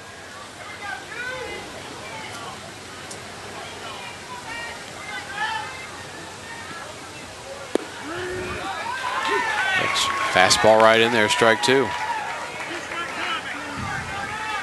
Trevor has played in every game for Willard except one this year.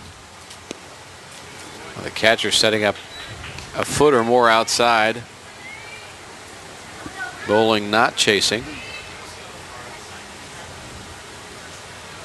Volkman shakes him off. 1-2. And there's the curveball, got him swinging. So 2 strikeouts that half inning by Nathan Volkman. Struck out Pippin, then Bowling. 9-7. Willard leads Liberty. Blue Jays coming to bat.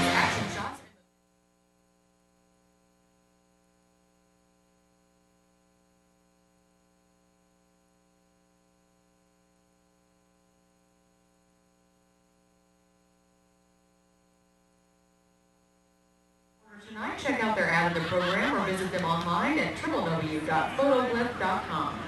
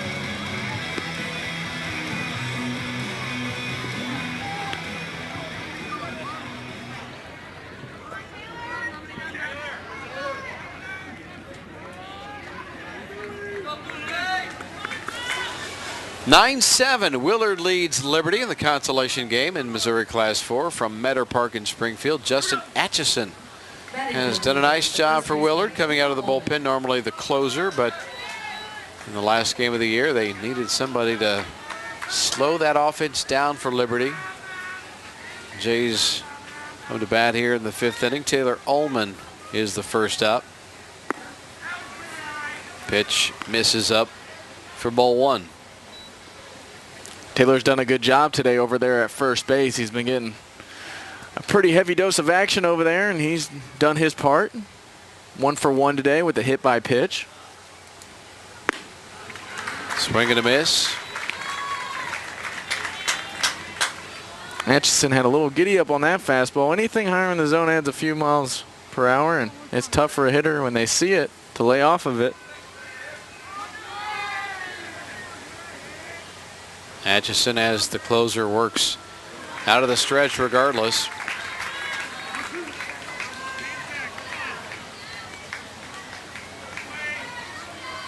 Not unusual for relievers to do that. 1-2 pitch. Curveball tapped to Owen at first and not able to control it. And the leadoff hitter reaches base. Taylor Ullman will get on, and the 5th error of the ball game. Owen charged with not able to field that cleanly.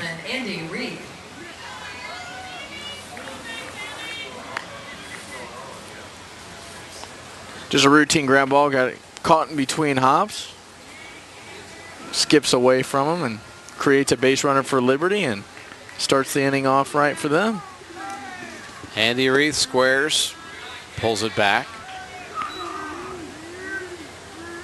Third baseman for Willard coming hard, Pippin down the line.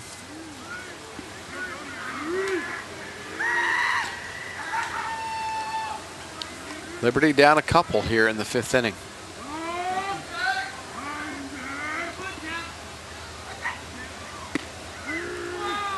Again, suggesting that a bunt was possible.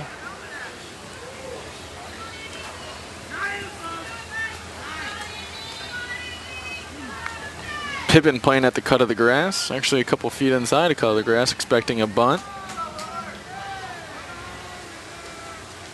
Coming, runner going, and because the catcher bobbled it, Hampton not able to get a handle on it, the runner will take second easily. Ullman with the stolen base. It's number 14 on the year for the big man.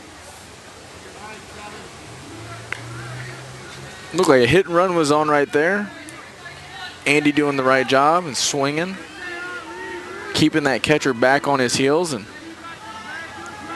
creating a little confusion, and runner in scoring position now. Bats with that runner at second base, but a 1-2 count. Breaking pitch up, lifted to left center field, drifting over and making the catch is Presley. But the high socks a good look in left field. Like that. You like the old school I do pants like up? that. I do like that. The only complaint I had is it made me look smaller than I already am. So the long pants I felt like gave me a couple inches, and I'd take anything I could possibly have, and it is a nice look. It is a nice look, and a lot of the players today are going to the all pants down. Keaton Presley went to left field when Atchison came in to pitch. This is Jacob Francis, who with one swing of the bat could tie the game with his Blue Jays down by 2, and we've seen him pull that trick off before this weekend. In the first game of the Final Four, he took one to left field, about 360, hit it right over the 350 fence. It was such an easy stroke, too. When you're as big as he is, it doesn't take much. Just square the baseball and let it go. That time a big swing and a miss. Atchison works ahead in the count 0-2. Francis represents the tying run. Liberty's committed 3 errors in this game, 2 for Willard. Jammed him, fought it off, fouled it back.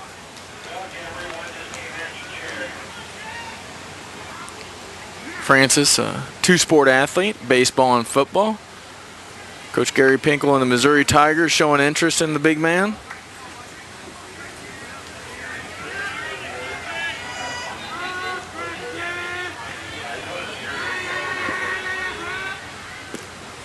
Buries it, and it gets through. Atchison threw one of the dirt. Hampton couldn't handle. And Ullman will move to third base. What Francis is looking to do here, because I imagine the infield will play at normal depth. You're looking for something high in the strike zone to lift. Anything down, you go with it. Hit it in the middle of the field, allowing your runner to advance and put up another run on the scoreboard and get one step closer to tying this ball game. And now sacrifice fly does it. Or just rip it over the shortstop. Francis with the RBI single as Ullman touches the plate, and it's 9-8. Blue Jays within a run here in the fifth. Did a good job just scorching that ball right out of the range of Trevor Bowling. Gets a fastball up in the zone. Good contact just out of the range of Trevor. Gets himself an RBI and 9-8 score. Liberty down 1, and we'll have a pitch runner. Max Miller, who pitched Number 9, on Friday. running for Liberty. Faced one batter, gave up a hit. Now batting, the right fielder, Brady Newland. Max does have 6 stolen bases on the year.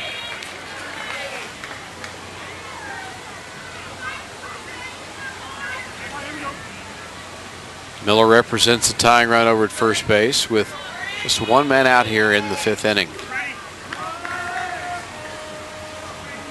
Nula with a single first time up, grounded out to second in the third.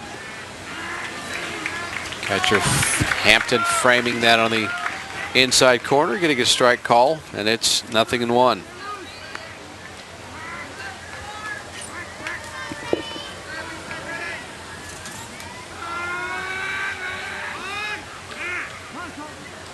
Newland calls time, steps out. Max Miller was just making sure he had the right sign, checking with first base coach Vince Armelio, making sure he has everything lined up correctly.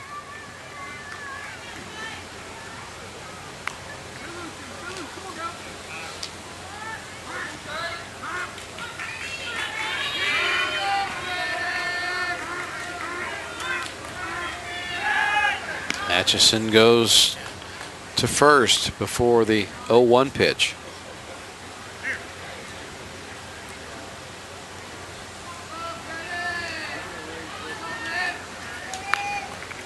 Coach Kurt Bragg over at third base giving the signs. Now, one of the tough things about playing the consolation game, there's a long delay between the action on Friday and Saturday. What do you do with boys all that time? Miller with a good break down to second base. The tag, and he beat it. Miller able to swipe second base, and now the tying run sits right there in Max Miller with one man out. Take a look, he got a great jump, but catcher Tyler Hampton throws it right on the money, but the slide gets just under the tag, and umpire Bill Buchanan's right there to give us the call. Brady Newland back in the box after a long look down at his third base coach. Squares to bunt. Knocked down by Hampton, who keeps it in front of him. And it's 2-1. Yeah, playing a 7 o'clock game is tough to find, activities for your players, because one thing you don't want to do is get them all wound up to where they're tired for the game, but at the same time, it's tough to tell a bunch of high school kids to stay put and not eat anything that would upset their stomach for tonight's game, and Liberty wins. These kids have iron stomachs. Yeah. They can eat anything. 2-1 pitch. Misses, and it's 3-1. Liberty being about 3.5 hours away from home, they went and seen a movie. Had lunch at Fuddruckers. Ran into him there. Willard, different situation. These kids are right in their backyard. Yeah, it's a local school. They've been supported very well. Easy for the fans to make the 10-15 minute drive over. Fastball right in there. Count goes full on the number 9 hitter, Brady Newland, the second baseman.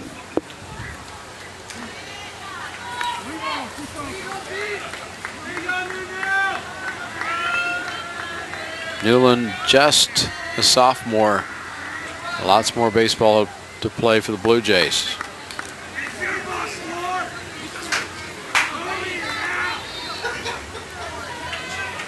The pace of this game has been relatively slow. It's tough for a pitcher to somewhat get in a groove. 3-2 to Newland. And he swings, grounds it to shortstop, and they go to third. And he's safe. Willard took a chance. Bowling decided to throw to Pippin and try to get the lead runner there. And just like that, Liberty has first and third with one man out. The ball not hit the hardest, but with this infield, it's going to play fast. And Bowling turns and makes a throw, but Miller just gets under the tag and safe at third. Now runners are on first and third with only one out, and the top of the order for Liberty comes up to bat. And the slow walk to the mound for Scott McGee. He's been able to get some good work out of Justin Atchison. Talk about a lot of work for him, but limited innings. Just normally he wouldn't go this far in a game. Normally playing that closing role, and coming into tonight's game, he only has 22 innings, so he's definitely that closer spot. But Kirk Bragg having a conversation in the meantime, the third base coach chatting with his leadoff hitter between home and third, Wesley Jones. As Coach McGee talks about scenarios, and of course what they like to see is some kind of a ground ball double play. Get out of this thing with it being 9-8, and Willard still protecting that one-run lead. But Jones runs well. He's also 0 for 3 with a strikeout and a couple of ground outs to short and second. Lots of ways to get that man home from third base, which would tie the game for Liberty, down 9-8 in the 5th inning. Atchison shoots it low.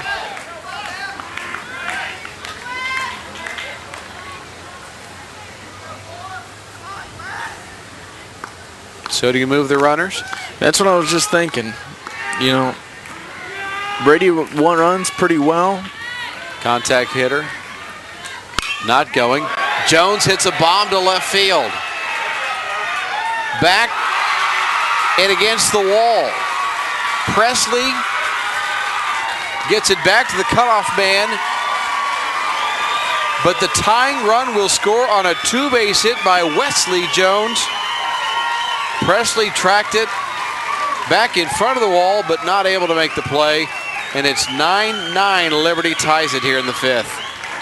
He just gets a fastball, and he is on time with it and drives it. Warning track back to the wall, and it falls in. And good job by Max Miller waiting for it to hit. He'll come across easily, and then the runner from first will move to third. And Wesley Jones in for a stand-up double. An RBI as well, and that'll bring up the number 2 batter, Taylor Harmon. With the first and third baseman playing on the grass, on the corners, up the middle, they'll play with the double play. Harmon has been on base 3 times, walked, hit by a pitch, and singled. He has scored twice. Atchison missing wide. Tell Atchison's getting a little bit tired, and you can understand it. Curveball isn't as tight as it was in the early part of the game, but he has to battle through it and get his team back in the dugout and keep the score where it's at right now, tied at 9s. And they bunt through it, and the runner is hung up between third and home. Did he tag him? And now he does. Newland was tagged out, but the runner will advance from second to third. Wesley Jones goes to third base as the hitter that time. Taylor Harmon bunting through the pitch, not able to make contact. Well, we had a squeeze play on right there. The runner on third was stealing home, and Ullman bunts through it, but great job by Hampton and keeping it in front of him and chasing the runner down the line. And well, you saw the third baseman, the third base coach, make the safe call there, so Willard understood that they still needed to make a tag. And Wesley Jones is on second base. He did the right thing in running to third base, because you want to go ahead and occupy that third base and give up and out, but things just didn't work out for him in that squeeze play. Jones at third to go ahead run with 2 outs. Fouled off by Harmon. Usually on a suicide squeeze, the batter will make some kind of an acknowledgement that he received the sign to make sure. You don't want that runner coming and taking a full swing. Harmon on 1-2. Breaking ball misses. 2-2. They have a little miscommunication right there between the pitcher catcher. Hampton jumped up on it looking like it was a fastball, and he's going to call timeout. Hampton's going to get some chalk on his fingers just so make sure Atchison can pick it up. Sometime when it gets dark, when he gets down in that squat, it's hard to see his fingers, and maybe a little miscommunication. Sometimes the baseline chalk makes it a little bit more visible. White pants, wide baseball. Up and in, 3-2. If Harmon reaches Nathan Winfrey, the shortstop would be next. In a 9-9 consolation game in Missouri Class 4. Bottom of the 5th inning. Liberty 27-4 coming into this last game of the year. Atchison bluffs the throw. If you're Atchison, you want to key on this batter here. The third baseman or runner on third can't afford to go anywhere. 3-2. Fisted toward right. Not a problem. Burgess is there to squeeze it, and Liberty leaves the go-ahead runner at third base, but score twice to tie the game. It's 9-9 going top 6. Back in a moment.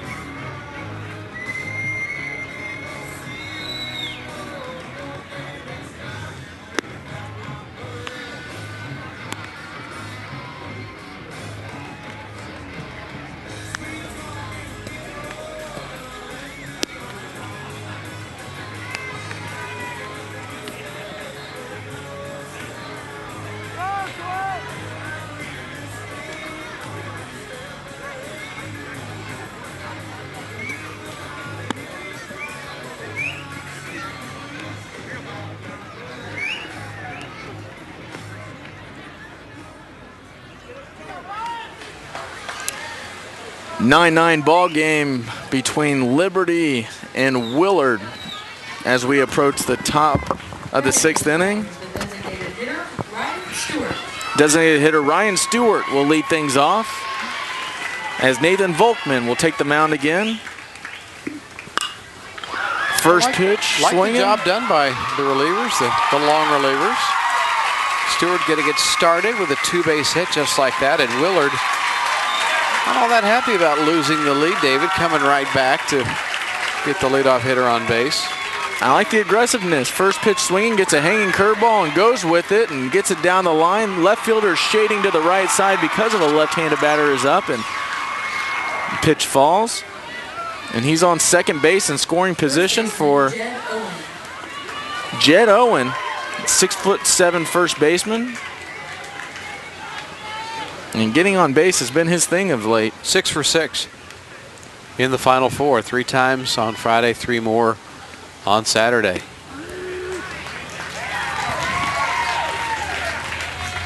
Owen takes strike 1. Double, run scored, and a walk back in the 4th. And very productive. You talk about him being 6'7". You need to say 6'7" and still growing. Who knows? We don't know. You know what? I have to remember I'm not the only one that stops growing at a young age. But you were the tallest guy in 6th grade, weren't you? I think I maxed out in about 4th, and that was my prime. I enjoyed it while I was there.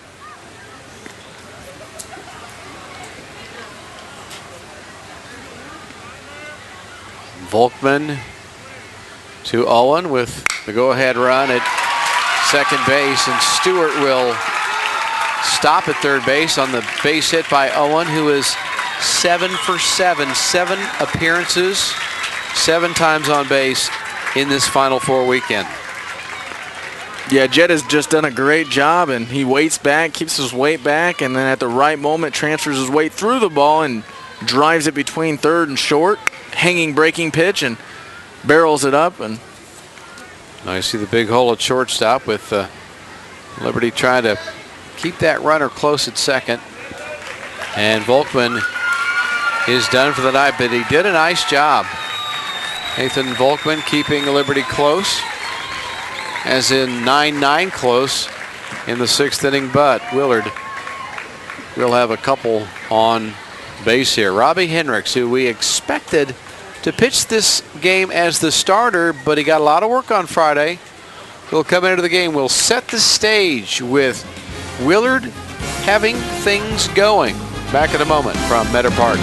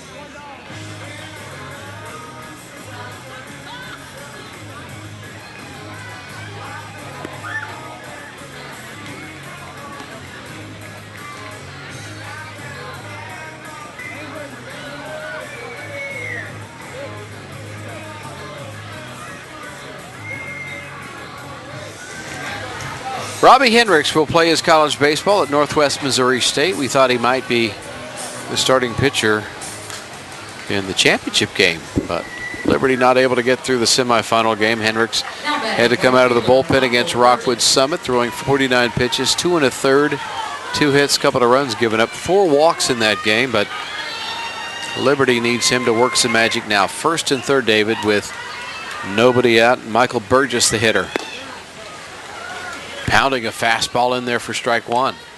Robbie's going to throw 85 to 86 miles an hour on that fastball. He's a heavy fastball pitcher.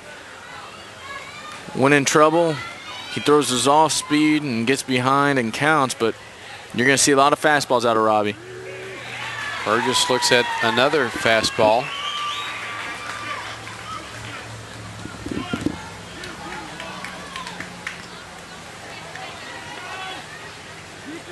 Burgess has dropped down a sacrifice bunt, reached on an error, scored, popped out to the first baseman. In a 9-9 game here in the 6th inning. Looks at a pitch away, and it's 2-1. Hendricks is an overpowering pitcher. 52 strikeouts on the year, so he's a strikeout pitcher kind of guy. Well, this is the time when you need one. Swing and a miss, 2-2.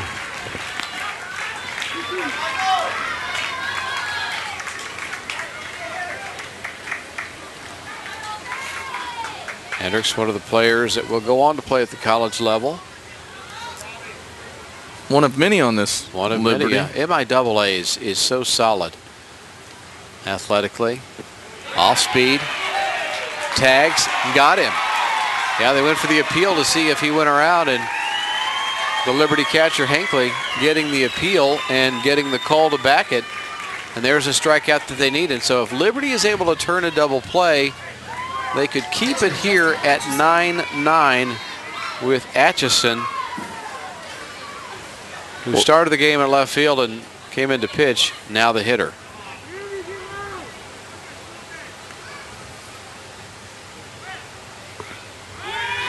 Here comes the runner on the bunt. He was coming. Atchison able to make contact, and so Stewart will go back to third base. That's the second squeeze attempt that we've seen today. And Atchison actually gets something in his favor, gets a pitch high in the strike zone, which is easy eye level to see and easier to bunt. Just not successfully laying the ball down, and he does get enough on there for it to be a foul ball and give him another opportunity, so no harm done. 1 strike on the batter. That high pitch sometimes tougher to get down. Drop that one down there. 0-1 the count. Ryan Stewart represents the go-ahead run down at third. It's Jed Owen at first. Willard has something going here. Hendricks out of the bullpen for Liberty. 0-1 pitch misses. Owens at first base had a nice healthy lead over there, and see Coach McGee giving him a number sign. They have these wristbands that have plays on them according to the number that Coach McGee gives out. 1-1 to Atchison. And again, Stewart has to scamper back. Showed bunt, but Stewart not coming hard. Perhaps the safety squeeze, making sure that the ball was down. Problem for Atchison is now that he's down to the count 1-2. Well, Hinckley does a great job of reacting to it, but because the batter squares the bunt, it causes the third baseman to creep in, and Andy Reith was not able to receive a throw down from Hinckley, but good job by the catcher Hinckley in that situation, and we find themselves in a 1-2 count. And again, Robbie has a chance to add on to his strikeout total, and if there is a good position for Liberty to be in this type of... They've got Owen caught between first and second, and the runner comes to the plate, and he's safe. Stewart able to get in under the tag, and Willard aggressively on the bases, sending Owen. Would he get a pickle? Would he go hard to second base? And in the meantime, Stewart comes home to score the go-ahead run. It is 10-9 Willard in the 6th. Well, Jed Owen gets caught off guard here, caught stealing, but a great job of reacting to it. The third base runner gets a great break, and he gets under the slide. Hinckley not there in time with the tag, and umpire does a great job right on the call and gives Willard the 1-run advantage here in the 6th inning. Count now even, 2-2. Willard with Owen at second base and a 1-run advantage. Atchison looks at strike 3. Hendricks got him. Back-to-back strikeouts, but you saw the aggressive base running. Stewart able to come home from third when Owen broke for second. Well, Hendricks has done his job. 2 batters, 2 strikeouts. I think Atchison was expected maybe an off-speed pitch, but the fastball came and gets the outer part of the plate. Tyler Hampton with a swing and a miss. 1 for 3 with a double, back in the second. Senior catcher. In a 10-9 ball game. 19 runs combined, 20 hits. Well, we know Liberty has the offense to put up runs in a consistent fashion. Willard, on the other hand, they pride themselves in a pitching staff and play strong defense and scrape a few runs across the board here and there to get them in a position to win, but they haven't had too many games where they had to slug it out. There's Owen at second base. I almost hope he doesn't bat again so he can say that he was on base all 7 times that he batted. That's tough to do. Hampton hangs in on a ball that doesn't break all that much. Staying inside 2-1.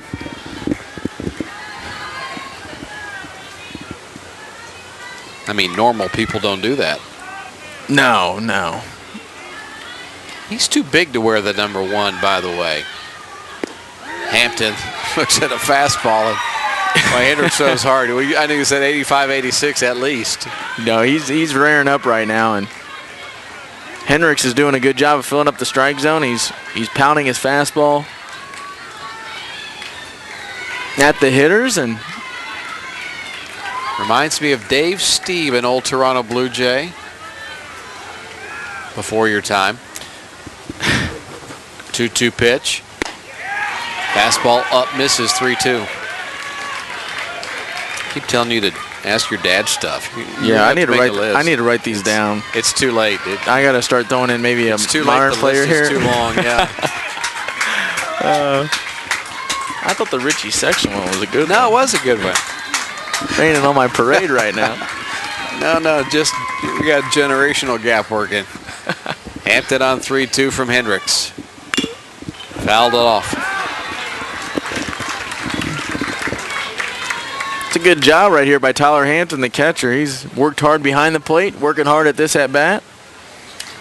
Cole Tieford would bat next if they can keep this inning alive with Hampton's AB with a 3-2 count. With the exception of about 30 minutes of a good rain on Friday, the weather's been terrific for the 4 days of baseball. High fastball out of the zone, fouled straight back. Today has been absolutely beautiful out. Around 75 to 80 degrees most of the day, and sun goes down. 60, 65. It was Friday morning. The wake-up temperature was in the 40s. Mm-hmm. Did reach low 80s here today. 3-2 pitch again. Hendricks to Hampton, staring down Owen at second base. Now he'll break contact with the rubber. Good decision right there by Hampton. Sometimes a pitcher stalls so much you get out of your little rhythm. Again 3-2 and squib towards second base.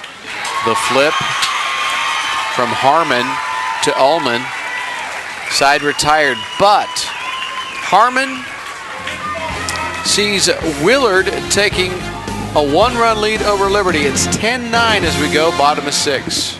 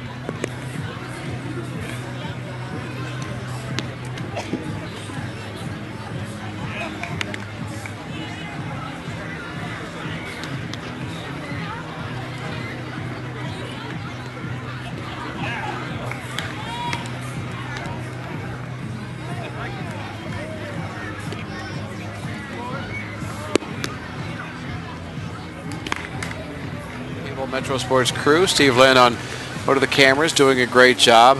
Hello, Steve. Nicely done. Big smile. Mike is part of the witness protection plan, so you can't actually see his. Okay, there you go. All right. Now your parole officer knows where you are. And Steve Roy down there behind the screen, he can wave as well. Steve brought his sunglasses just in case. Hello, Vince. Hunkered down next to a tree, and we appreciate all of the terrific images that you brought us over the past 4 days. 16 games of baseball produced and directed by this Time Warner Cable Metro Sports crew. We appreciate you watching and sharing the joy of high school baseball with the rest of us. It's been our privilege. And what a way to end. 10-9 in the consolation game in Missouri Class 4. Willard leading Liberty, but Blue Jays get 6 more outs. Nathan Winfrey, the number 3 hitter, batting here in the 6th inning. Just crazy, crazy numbers coming into this weekend. I was about to say, there's no shortage of offense in this one. Yeah. And 10 runs on 11 hits, 9 runs on 9 hits. So you were a finance major. You should be able to add all that up. Winfrey up the middle, but right to the shortstop on a couple of big hops. Bowling throws across to Owen, out number 1.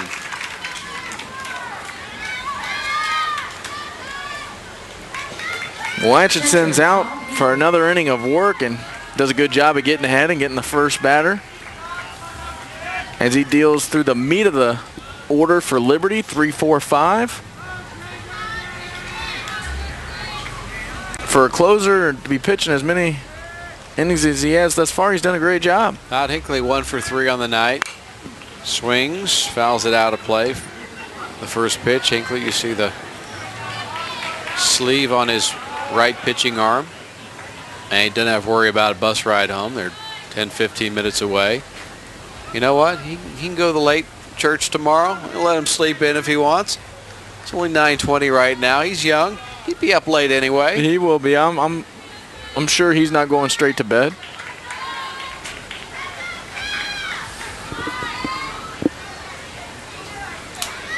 Oh, 1 count again. Atchison, the closer, chooses to work out of the stretch. In position to pick up a victory here in the consolation game, the pitcher of record. The Tigers up by 1. Hinckley swing and a miss. Big swing out of Hinckley, and I ran into the Liberty team at lunch today and got a look at Hinckley, and this is a big boy. He's a big kid standing in here, and he's a catcher and works real hard, done a great job for Coach Bragg and his Blue Jays, and everyday catcher behind the plate. 6 home runs on the season. And one of his to-do list items this summer is to pick a college like West Jones. They have not decided. Could be UCM, could be Rockhurst, could be somebody else. All great choices. 1-2 pitch, misses up and away.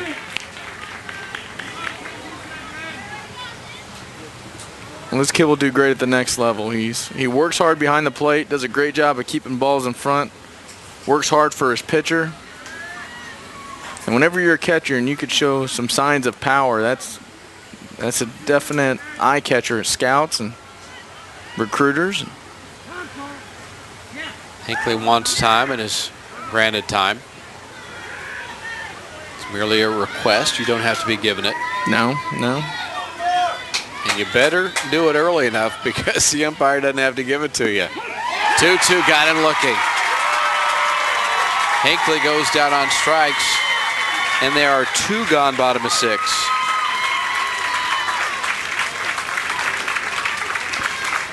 Just freezes him up with a fastball inside. Good job by Tyler Hampton, the catcher, of framing that pitch and helping out his pitcher, Atchison, record another strikeout. 2 up, 2 down in this top part of the 6th inning. Lucas Norton is the number 5 hitter. Try to extend things here. Strikeout, reached on a fielder's choice and popped up to the first baseman. Officially, he is 0 for 3. Norton will play at KCK Community College in addition to being a student.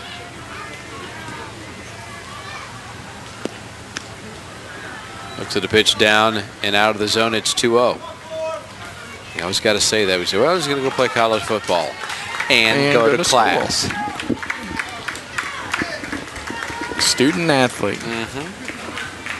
The word before the hyphen is the student. The student part. Yeah. And a lot of people tend to forget about that. 2-0 pitch missed inside. 3-0. So after getting the first 2 hitters here, Winfrey and Hinckley, Norton is ahead of the count 3-0. He would represent the tying run should he get on base. Fastball right down the middle, 3-1. As a hitter, it's so hard. Every time you watch that 3-0 pitch right down the middle, you just grip the bat a little bit harder just knowing that you let one of the better pitches go by. But a 3-1 count, you're still looking here. Dead red fastball. Chopped to third and able to scoop it on the short hop. The throw across in time. Nicely done that time by Pippin on a short hop, getting it over to Owen, and Atchison makes quick work of the Blue Jays in the bottom of the 6th inning. 10-9, Willard leads Liberty. 1 inning to go.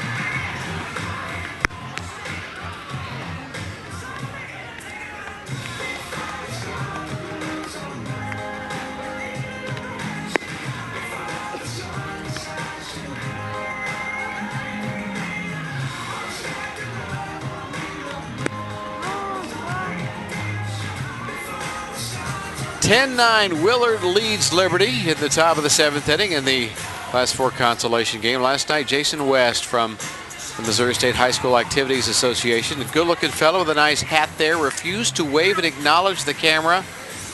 And he hasn't eaten all day, so he's finally getting something to eat. And I asked him politely Friday if he would wave the camera. He said, no, absolutely not. Maybe tomorrow. So he's trying to hide himself right now. He's doing a good job of hiding behind that post.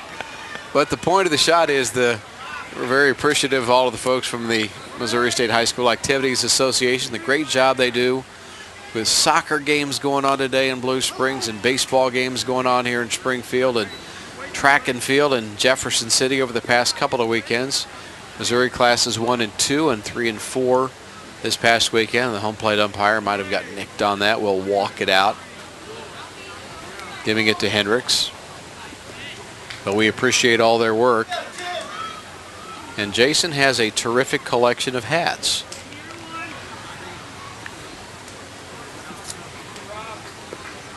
With all the games that have been taking place this week, this field's held up pretty well. As have those in the production truck. Absolutely. Those 16 especially the production crew. You know, you're still kind of a newbie in this business. I try to tell you, don't talk about tempo of games, weather, all of the equipment working until it's done. And then you do all of the attaboys at the end after everything's complete. Yeah, so. well, I'm learning. That's just another note that I added. And Joe Novacek, one of our producer-directors. You might have seen him on Bragging Rights. You might have seen his picture in the post office. part of the famous Novacek family. Got him looking. And Hendricks starts off the top of the 7th with a strikeout. Hendricks has done a great job. He records another strikeout and faced 4 batters, 3 strikeouts. Nice little breaking pitch right here. Falls into the zone on the outer part of the plate. That's tough to hit. And that brings up Austin Pippin. Senior third baseman batting for the 4th time. Singled way back in the 1st. Fastball up and in.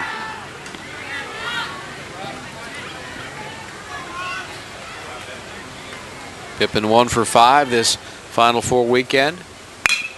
Hits it hard up the middle, and that's a base hit. And he's 2 for 4 in the consolation game. And Willard wouldn't hate it if they were able to get another run just for grins. Little insurance right there. Second baseman, Jay Snook. And Jay Snook will enter the ball game again. Kind of that revolving door at that spot in the lineup. Yeah, Scott McGee warned us that it would be that way at second base in the 9 hole, that they have several guys that can play it, and Snook will get an at bat here. Left-handed batter facing Hendricks. Squares to bunt. Hits it near the dugout on a hop. Willard side. Yeah, went up to Coach McGee and he just started laughing. He goes, listen, I have 3 guys that can play the second baseman spot. And he goes, just keep your eye out on it because I'm going to be making some changes throughout the entire part of the game. So pay attention. Like, we're not doing it anyway, right? I mean, we're on top of it. Extra attention. Hendricks, throw to first. Pippin is back. What a great experience for all of the athletes and their families and friends. And, you know, you're only 6 years removed from Rockers, but you remember this stuff forever. It sticks with you. It is fun, and you don't realize how special these moments are until it's all done and you have to look back on them. But for these kids, this is a very fun time in their life. Snook this time does get it down, and how about beating it out? Snook with blazing speed, getting a good bunt down.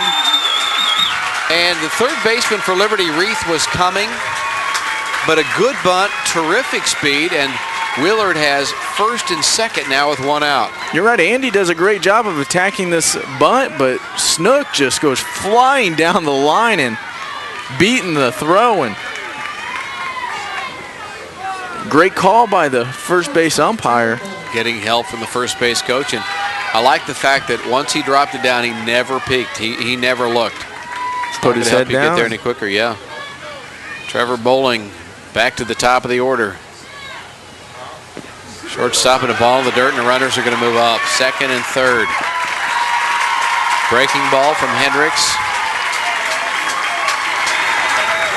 And Hinckley couldn't handle it. Now the situation changes. Not a double play scenario, but a chance, because we know Snook can run, to be able to score from second on a base hit. They'll go ahead and put Bowling on base to load the bases and set up that situation of double play, force at every base. Home plate is hot, and that's where they'd like to go. If they have to go home to keep it at 10-9, they'll do that, and Liberty will have a meeting at the mound. And Willard, the local team, has had a good time. The good fan support is we often see now with a meeting on the mound. It gives base runners a chance to go over and talk to their coach and make sure everybody's on the same page. And, you know, we've talked about and seen some of the number systems where the players have the armbands like a quarterback in football. And I've seen that at the college level. I can't tell you necessarily I'm a big fan of that, but maybe that's the trend where the coach might bark out 3-6-3 and everybody looks down to their arm and they know what it is. No, yeah, and the game's changing, and I'm not a big fan of it. I think that it's okay if maybe a catcher or pitching coach relationship has that, and maybe that's an easier way to disguise the pitch calling signals. But, you know, for kind of takes the game of baseball, you know, the old school ways of just simply giving hand signals and everything. It, as you can tell, a little color-coded. And Ryan Stewart has scored 3 times, and he will bat here with the bases loaded and 1 out in the top half of the 7th. Infield in, outfielders taking a couple steps in also. Adding 100 points or so to his average with the infielders in like that. 0-1 pitch, breaking ball. And count goes 1-1. Good job by Ryan on laying off that curveball. It's a good pitch by Hendricks. Stewart has had some kind of a night, but he wants to make it a better night, the DH. Fastball low, 2-1. Nowhere to put him. Willard up by 1. Looking for more here in the 7th.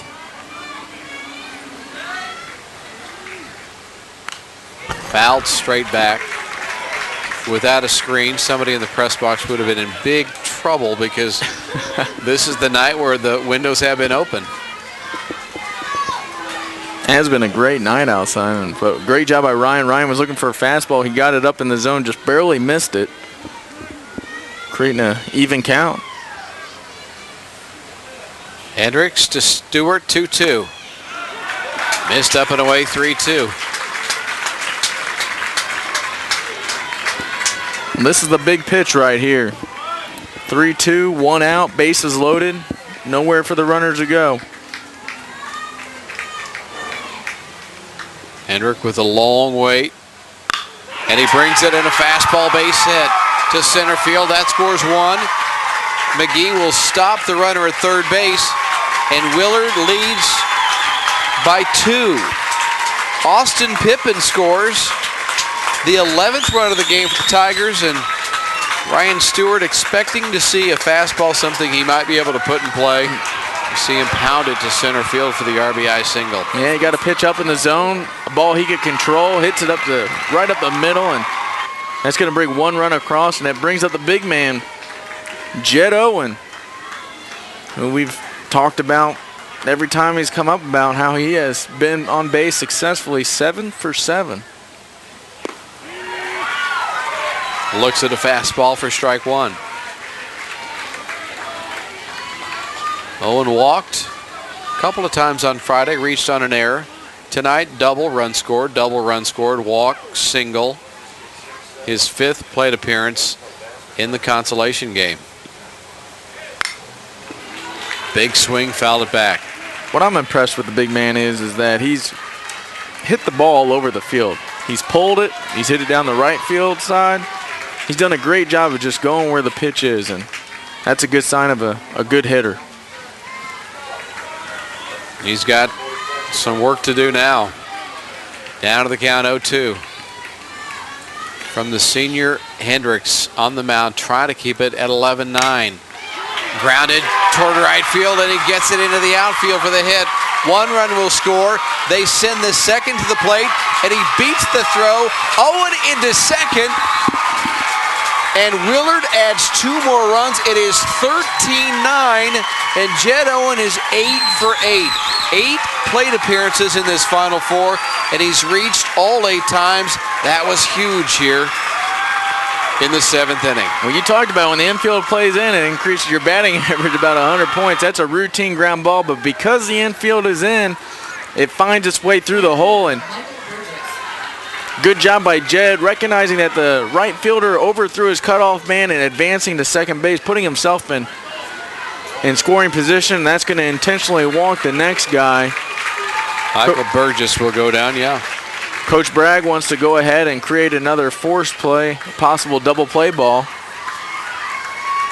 But they got the ground ball that they wanted, just they needed something more directionally favorable to the team of the field. Harmon extending, but not able to get there. See Coach McGee down to the third base box, putting in his mileage. Look at the coaches. These coaches they can't sleep when it gets to tournament time. Atchison hits it into foul ground just inside the fence, but no one able to get there.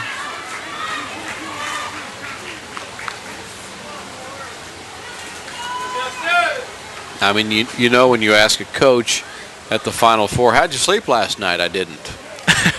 Okay. I think that was every one of the responses. Yeah. Like we were going to get something different. We kept asking. Well, what are the questions that, Yeah, somebody might surprise you? Oh, I slept like a baby. Slept my good. Gosh. Still waiting for that. I didn't want to wake up. Count goes to 1-1 on Atchison. Atchison trying to help his cause out. Run support before he goes back on the mound. He's been a busy guy this weekend.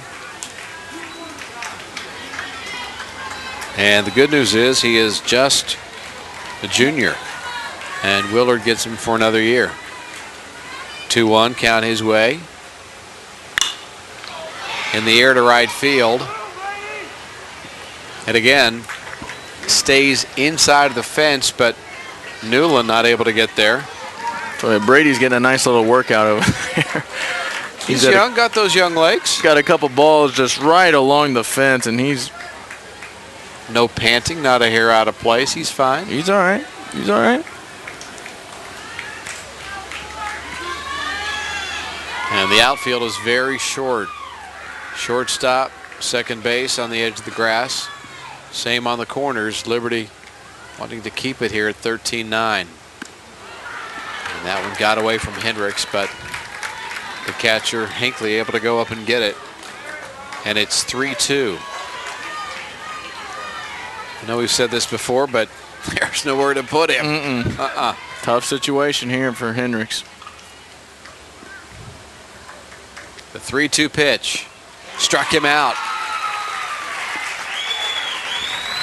Fastball inside, tied him up. And now there's two men gone, and Tyler Hampton will bat here. Fastball high in the zone, jumped up on Atchison a little bit, and he swung through it. And good job by Robbie on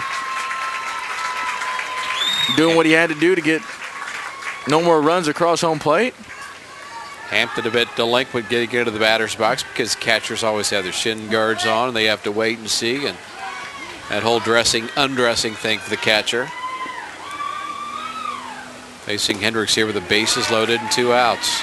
I give all 13-9 Willard. All the credit in the world to catchers.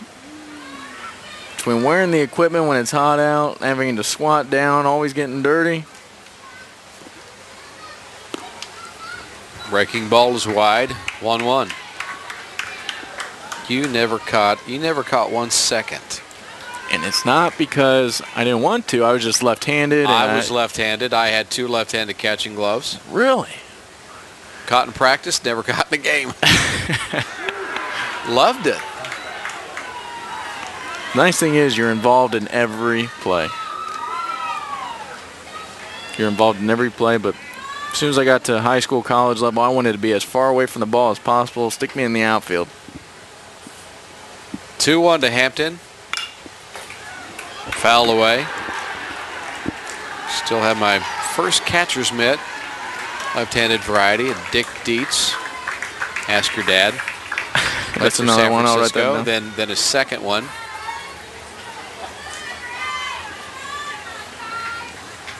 Always like the feel of it, the sound of it.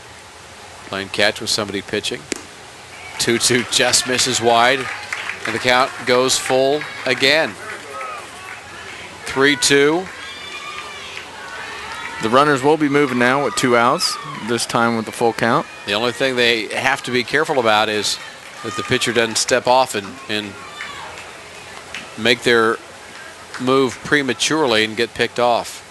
Hendricks coming home, 3-2, and he buries it. Hampton takes ball 4, and that will force in another run. Ryan Stewart touches home plate. And that's going to lead to a pitching change, I think. Bragg will go to the mound and get Hendricks, who, we talked about the fact he threw 49 pitches on Friday. Certainly they keep a good count, and maybe just having a conversation with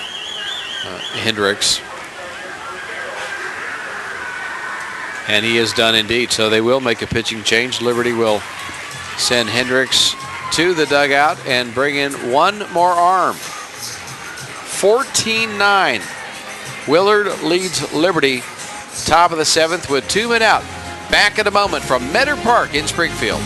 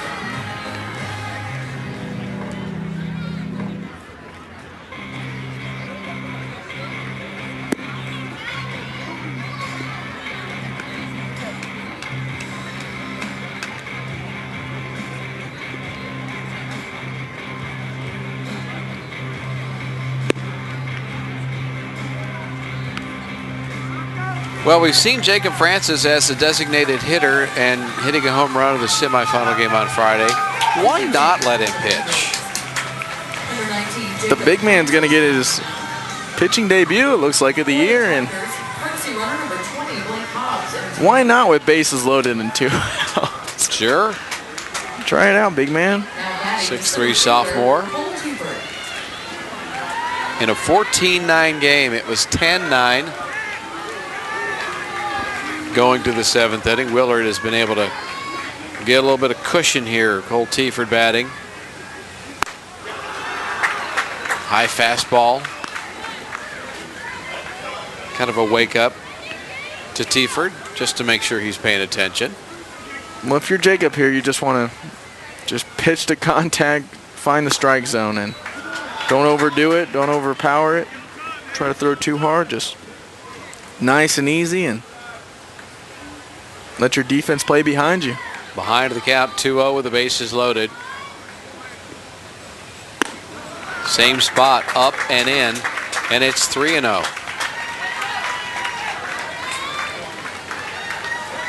Well, it's always tough to come in and pitch in a situation like this, and it's especially tough when it's your first outing pitching on the year. Yeah, no pressure. 3-0 missed again. Almost everything up and in. And the walk forces in the 15th run as Jed Owen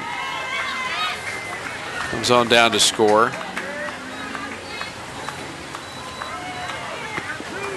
Third baseman, Austin 5 Pippen. runs in this half inning, with Austin Pippen getting another at bat. Pippen is singled, flown out to left, struck out. Last time out, singled and scored. 15-9, 6-run lead. Francis misses inside again, and he's yet to throw a strike. Willard's posted 15 hits in tonight's ball game. That's impressive right there. And how'd it go last night for them? Well, let's just say they have Joe 15 more hits than last night. We saw a great performance, and Joe Hope, a sophomore for Parkway North. First no-hitter in a Final Four since 2002. 13th all-time. 2-1 pitch. And a bluff throw down to third. Not a bad idea for Hinckley to try to keep the runners honest. Now we'll even things up at 2-2, and Francis has seemed to find the strike zone here. In the air to left field and short. Well, it looked initially like the shortstop was going to be able to make the play. Winfrey backed off and let Wes Jones handle it. And the Blue Jays have some work to do. It is now 15-9. Jays need 6 to tie, 7 to win. Who knows? Back in a moment.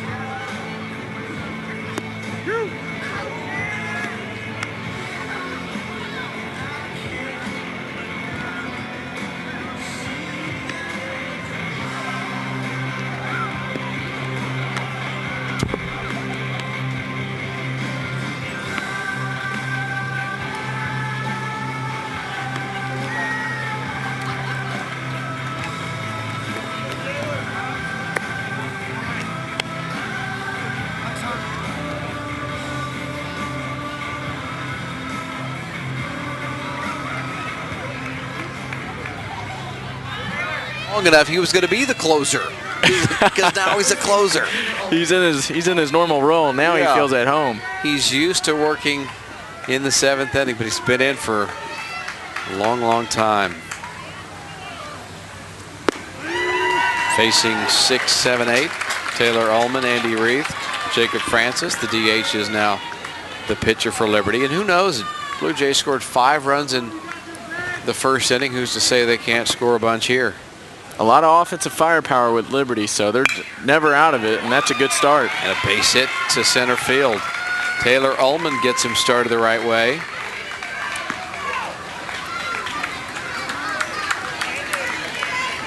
And we have seen some hard-working catchers. How about that effort by Hampton going all the way down to cover the throw in from the outfield? It's a nice little play, and there he is sneaking in. They're trying to catch him, but he didn't round the base far enough to really catch him off guard. But I do like that play. I like the hustle. Ullman's doing the math in his head. He sees all the guys in front of him, and it's hard not to hear that catcher. Oh, yeah. With all that clink, gear clink, on. clink.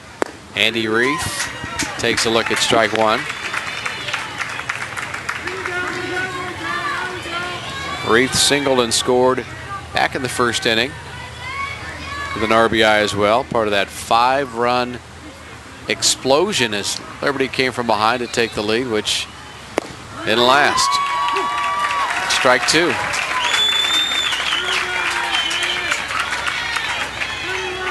Andy's played very well at the third base position for Liberty, and he's helped out with his bat today. Reith, one of the seniors on this team, playing for the final time. Pitch over his head.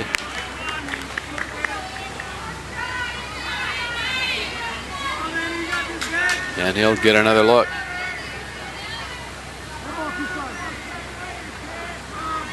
Willard still has a good fan base here. 1-2 pitch, fouled away, out of play. As we approach 10 o'clock. How did this game start? Oh yeah, 7. 7, and that's tough. 3-hour game and a 7-inning game. You don't see that too often, but when you're posting up the numbers that we're seeing here, this is a football score here. Touchdown and 2-point conversion with 3 field goals. And Reith will step out.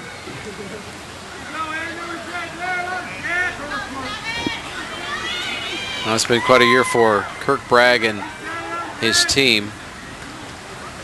27 wins coming into the Final Four. Ground ball down the third base line. Handled by Bragg, a Liberty graduate. Coming into this Final Four playoffs, Liberty lost 3 games, and 2 of them were to one team, Lee Summit.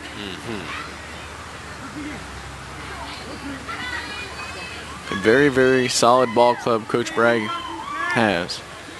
Atchison will have to drink some coffee tonight just to settle down. He's got to be pretty wound up the night he has had.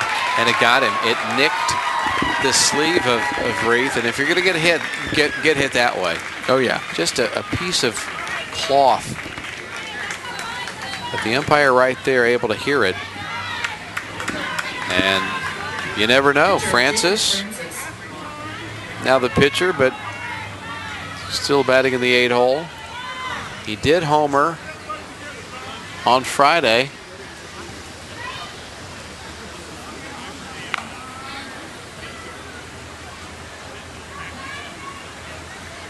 And Willard will have a collection of bodies out of the mound. Don't see a coach out there. So they will handle their own business.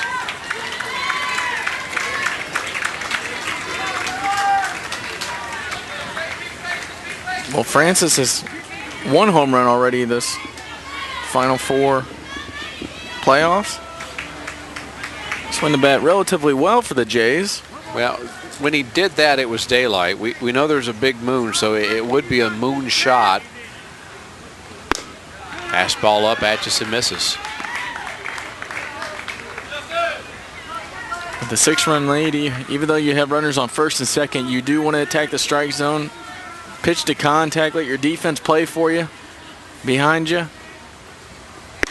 You see his night. 2 hits, double and a single, run scored last time up. Atchison still good life on his fastball. Able to pop the glove that time. Francis wants to step out and extend this game a little bit longer. Want to make sure we get to 3 hours. And we don't want to cut this reasonably short. sure we can do that, short of turning a triple play here. Breaking the ball down, and it's 2-1. We've seen just about everything that could have happened in a baseball game. I feel like in this. We have not seen a grand slam, however. Well, a grand slam. I'm still just baffled about the sacrifice fly in the infield. That still got me. I'm satisfied. Inside, skips it past and behind his third base coach.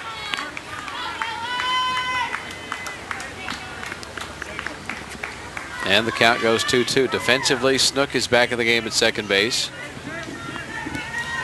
You have to wonder when the first base coach and third base coach are going to have to start wearing those helmets like in the pros do now in college level. I think it'll eventually trickle down to the high school level. It would not be a bad idea. Francis on the ball. It bounces a foot in front of the plate. The count goes 3-2. One more bad one. And Liberty would load the bases. For Brady Newland, the number 9 hitter would be next. Then it's back to the top of the order. Jones and Harmon bat 1-2.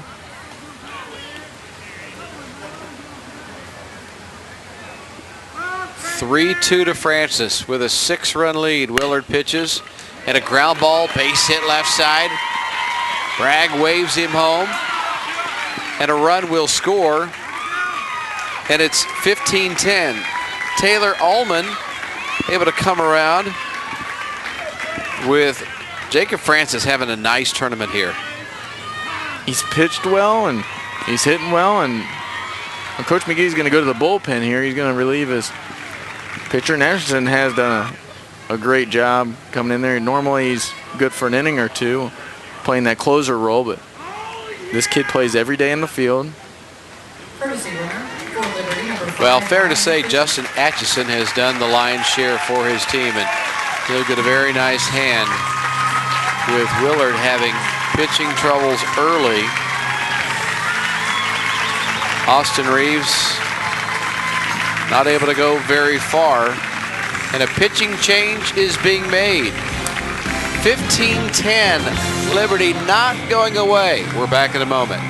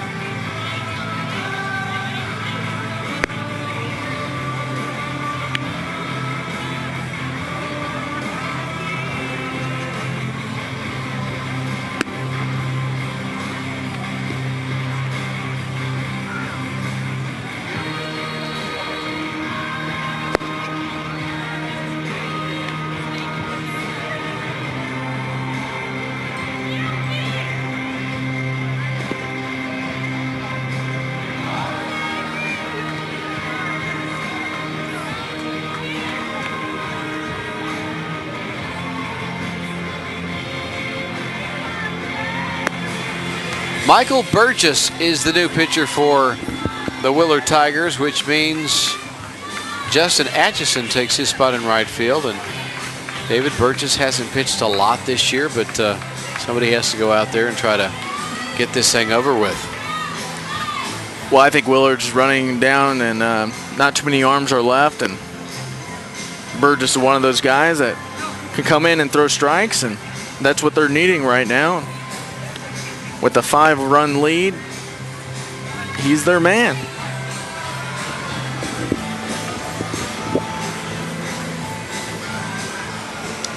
Well, it takes over a situation with 2 men on, Reith and Francis on base. Taylor Ullman has already scored here in the bottom of the 7th inning at a 15-10 game. Blue Jays still with nobody out. Check the scoreboard. They did score 5 times in the first inning after giving up 4 in the top half. Brady Newland will bat with runners on base. Number 9 hitter has been busy this weekend. Well, Burgess, runners on first and second. Let's see what he's got. I'm going to face the 9-hole hitter. Asked him to squeeze the last time he was up. Had a single back in the first. And he looks at ball 1.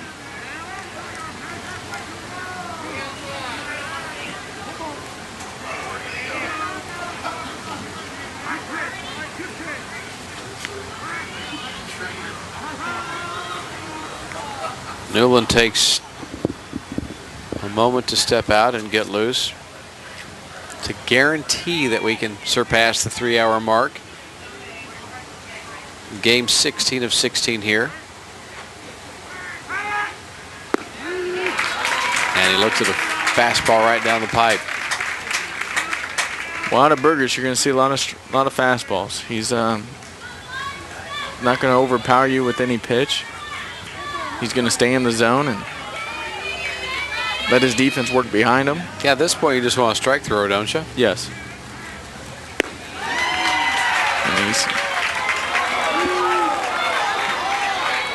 And he called that a ball. Just wide, apparently. Missing the outside corner. And Hampton wants to go have a quick word with the 3rd pitcher of the night. Reeves, Atchison, then Burgess here to finish in the 7th. Assuming they don't tie and continue needing an 8th inning. I'm just saying. I'm just doing the math. I'm not saying I'm rooting for that. I'm just saying. I understand. You're just giving us all possible situations that possibly occur. 2-2 to Newland.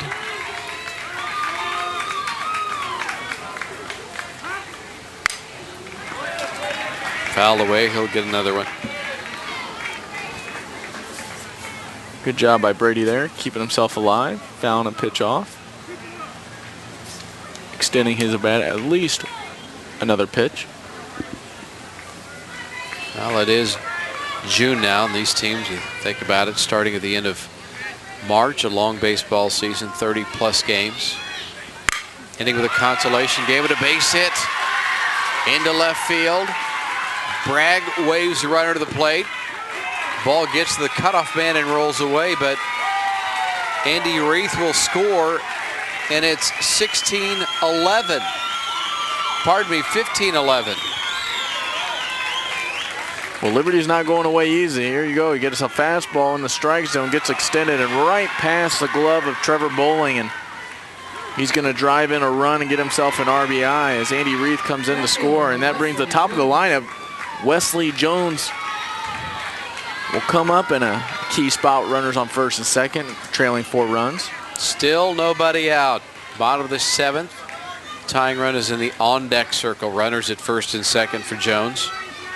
Batting for the 5th time. Doubled last time up on a bomb to left field.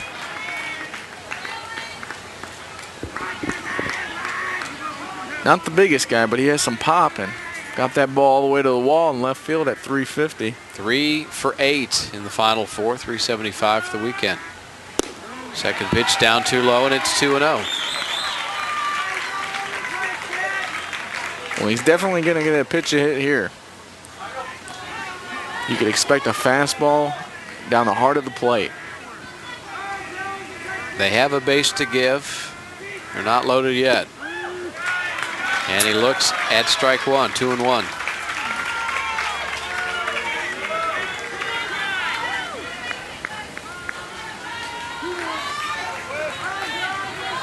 Jones, one of the seniors who will go on and play in college. Destination to be determined. He looks at another pitch, and it's 3-1. Burgess just missing the outer part of the plate. Good job by Hampton framing that pitch up. Taylor Harmon will be next, followed by Nathan Winfrey. Time is called.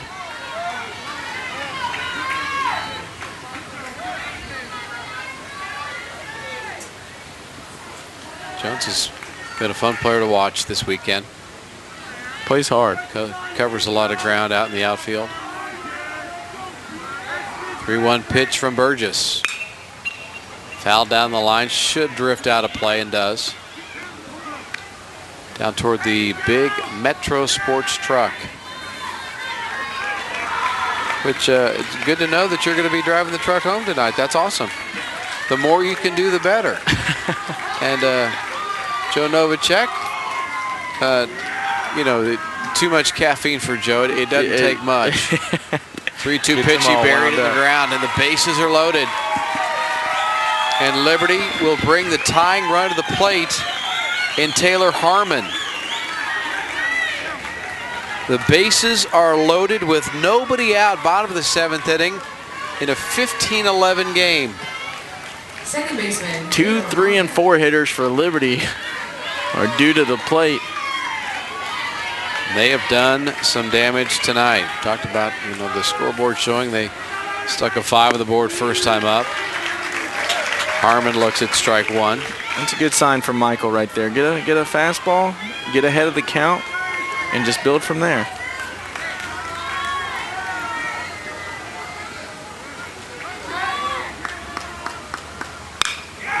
Grounded down the line, and a run will score, and the runners will move up.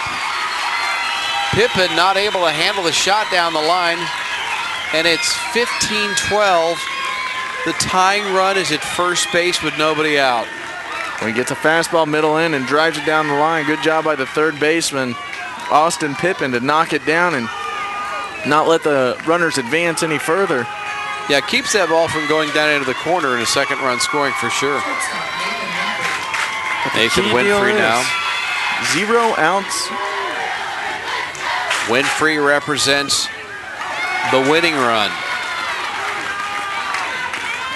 Liberty down by 3. Well, you talked about having seen everything. We haven't seen a grand slam. I warned you of that before, okay? That the one thing that would end this game at about 3 hours and 10 minutes roughly is if Winfrey would hit it over or off of the scoreboard. And he has the ability to do it, and Michael Burgess obviously has other plans.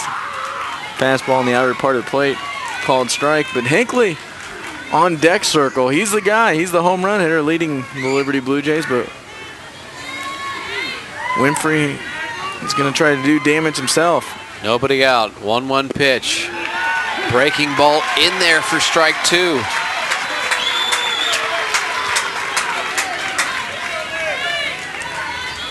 Only the second breaking pitch we've seen out of Burgess, and sometimes that helps him a little bit with his fastball too. When you get a placement over on a curveball, you get a little bit better of a feel, and then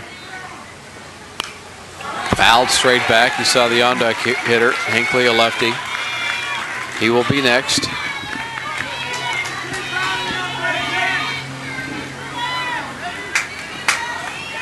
Leading home run hitter for the Blue Jays at 6.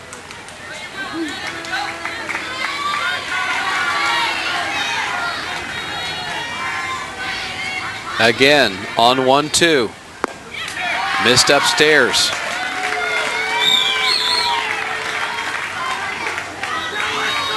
And my scorecard is an absolute disaster. I end up with giving up on mine. 27 runs and 29 hits.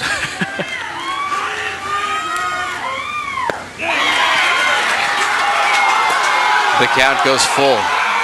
Borderline pitch. And the Willard faithful is going to let the home plate umpire hear about it. And Scott McGee will walk halfway from the dugout toward home plate. And the strike zone is not getting any bigger. Look one more time. And I will say this. It was pretty darn close to where Hampton had it set up. I think it's called hitting the glove. He hit the glove. He hit the glove, and I'm sure Hampton was lined up a little bit off the plate. But good pitch by Michael Burgess, and here we go again with another 3-2 count. It seems like if it hasn't been every batter, it's been every other batter that we've had a 3-2 count. Again, Winfrey represents the winning run to the plate. And a shot up the middle off the pitcher Burgess, and he can't find it. A run will score, no play anywhere. Snook finally picks it up. An absolute rocket up the middle by Winfrey. The bases will remain loaded. And it's 15-13, nobody out here, bottom of 7. Right off his foot. That ball was hit very well, and Burgess just takes it off the foot and can't locate the ball from there, but good job by Winfrey getting down the line, and that brings across Newland, and now it's a 2-run game. Well, Scott McGee out there having a conversation with Burgess, his pitcher, and part of the conversation may have been for the benefit of the home plate umpire. Oh, yeah. And Coach McGee's still not happy with the last call, but that's over and done with, and now things get a little bit worrisome for Willard with the big man Hinckley up to bat for Liberty, and bases loaded again. The 8th batter to appear this half inning. Nobody out. Bases loaded. Tying run at second base. Winning run at first. Burgess to Hinckley, and he hits it in the air. They call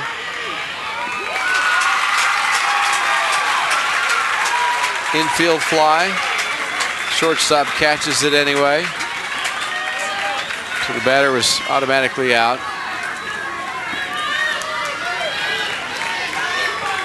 The first out of the inning. And the 9th hitter is Lucas Norton. Same scenario. Run number 15 sitting at second base in Taylor Harmon. Nathan Winfrey, after singling in a run at first, he represents the winning run. Norton looks at strike 1. Well, Lucas is known to hit big home runs. In the quarterfinals against Rockers, he hit a late game-changing home run that gave them the lead, which eventually led them to a victory. And boy, Liberty would love to have another one of those. 0 for 4, but he did reach on the fielder's choice and score back in the second. Swing and a miss, 0-2. Burgess is starting to mix in that curveball a little bit more. Catches maybe just Norton believing out front. in it now. Yeah. A little bit of confidence in it. At the beginning, he was a little hesitant with it, just sticking with his fastball, but now he's doing a healthy mix of off-speed fastball combination. Senior pitcher trying to get this thing closed out. And a ground ball to third and a bad hop. And it scores 1 run, and it will score the tying run. And a wicked hop down toward Pippin at third. Works its way into left field, and Liberty has come all the way back to tie it 15-15 in the bottom of the 7th inning. The winning run now at second base.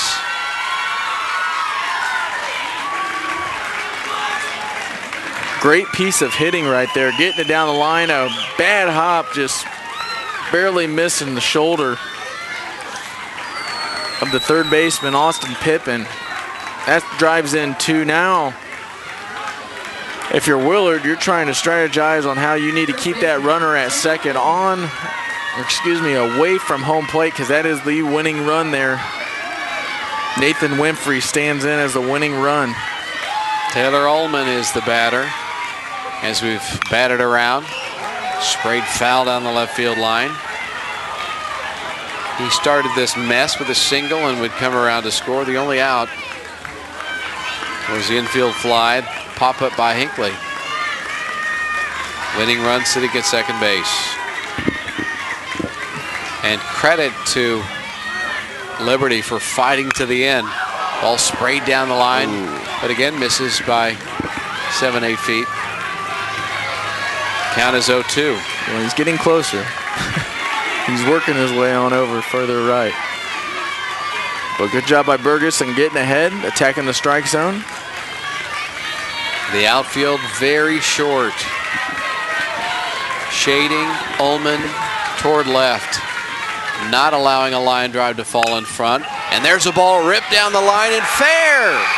And that's going to do it. Ullman drives in the winning run as Winfrey is able to come all the way around and score, and Liberty takes the consolation prize, scoring 6 times. A 7th time would be the game winner as Liberty beats Willard 16-15, the final score. We'll take a break and come back. Final thoughts after the Blue Jays beat the Tigers 16-15.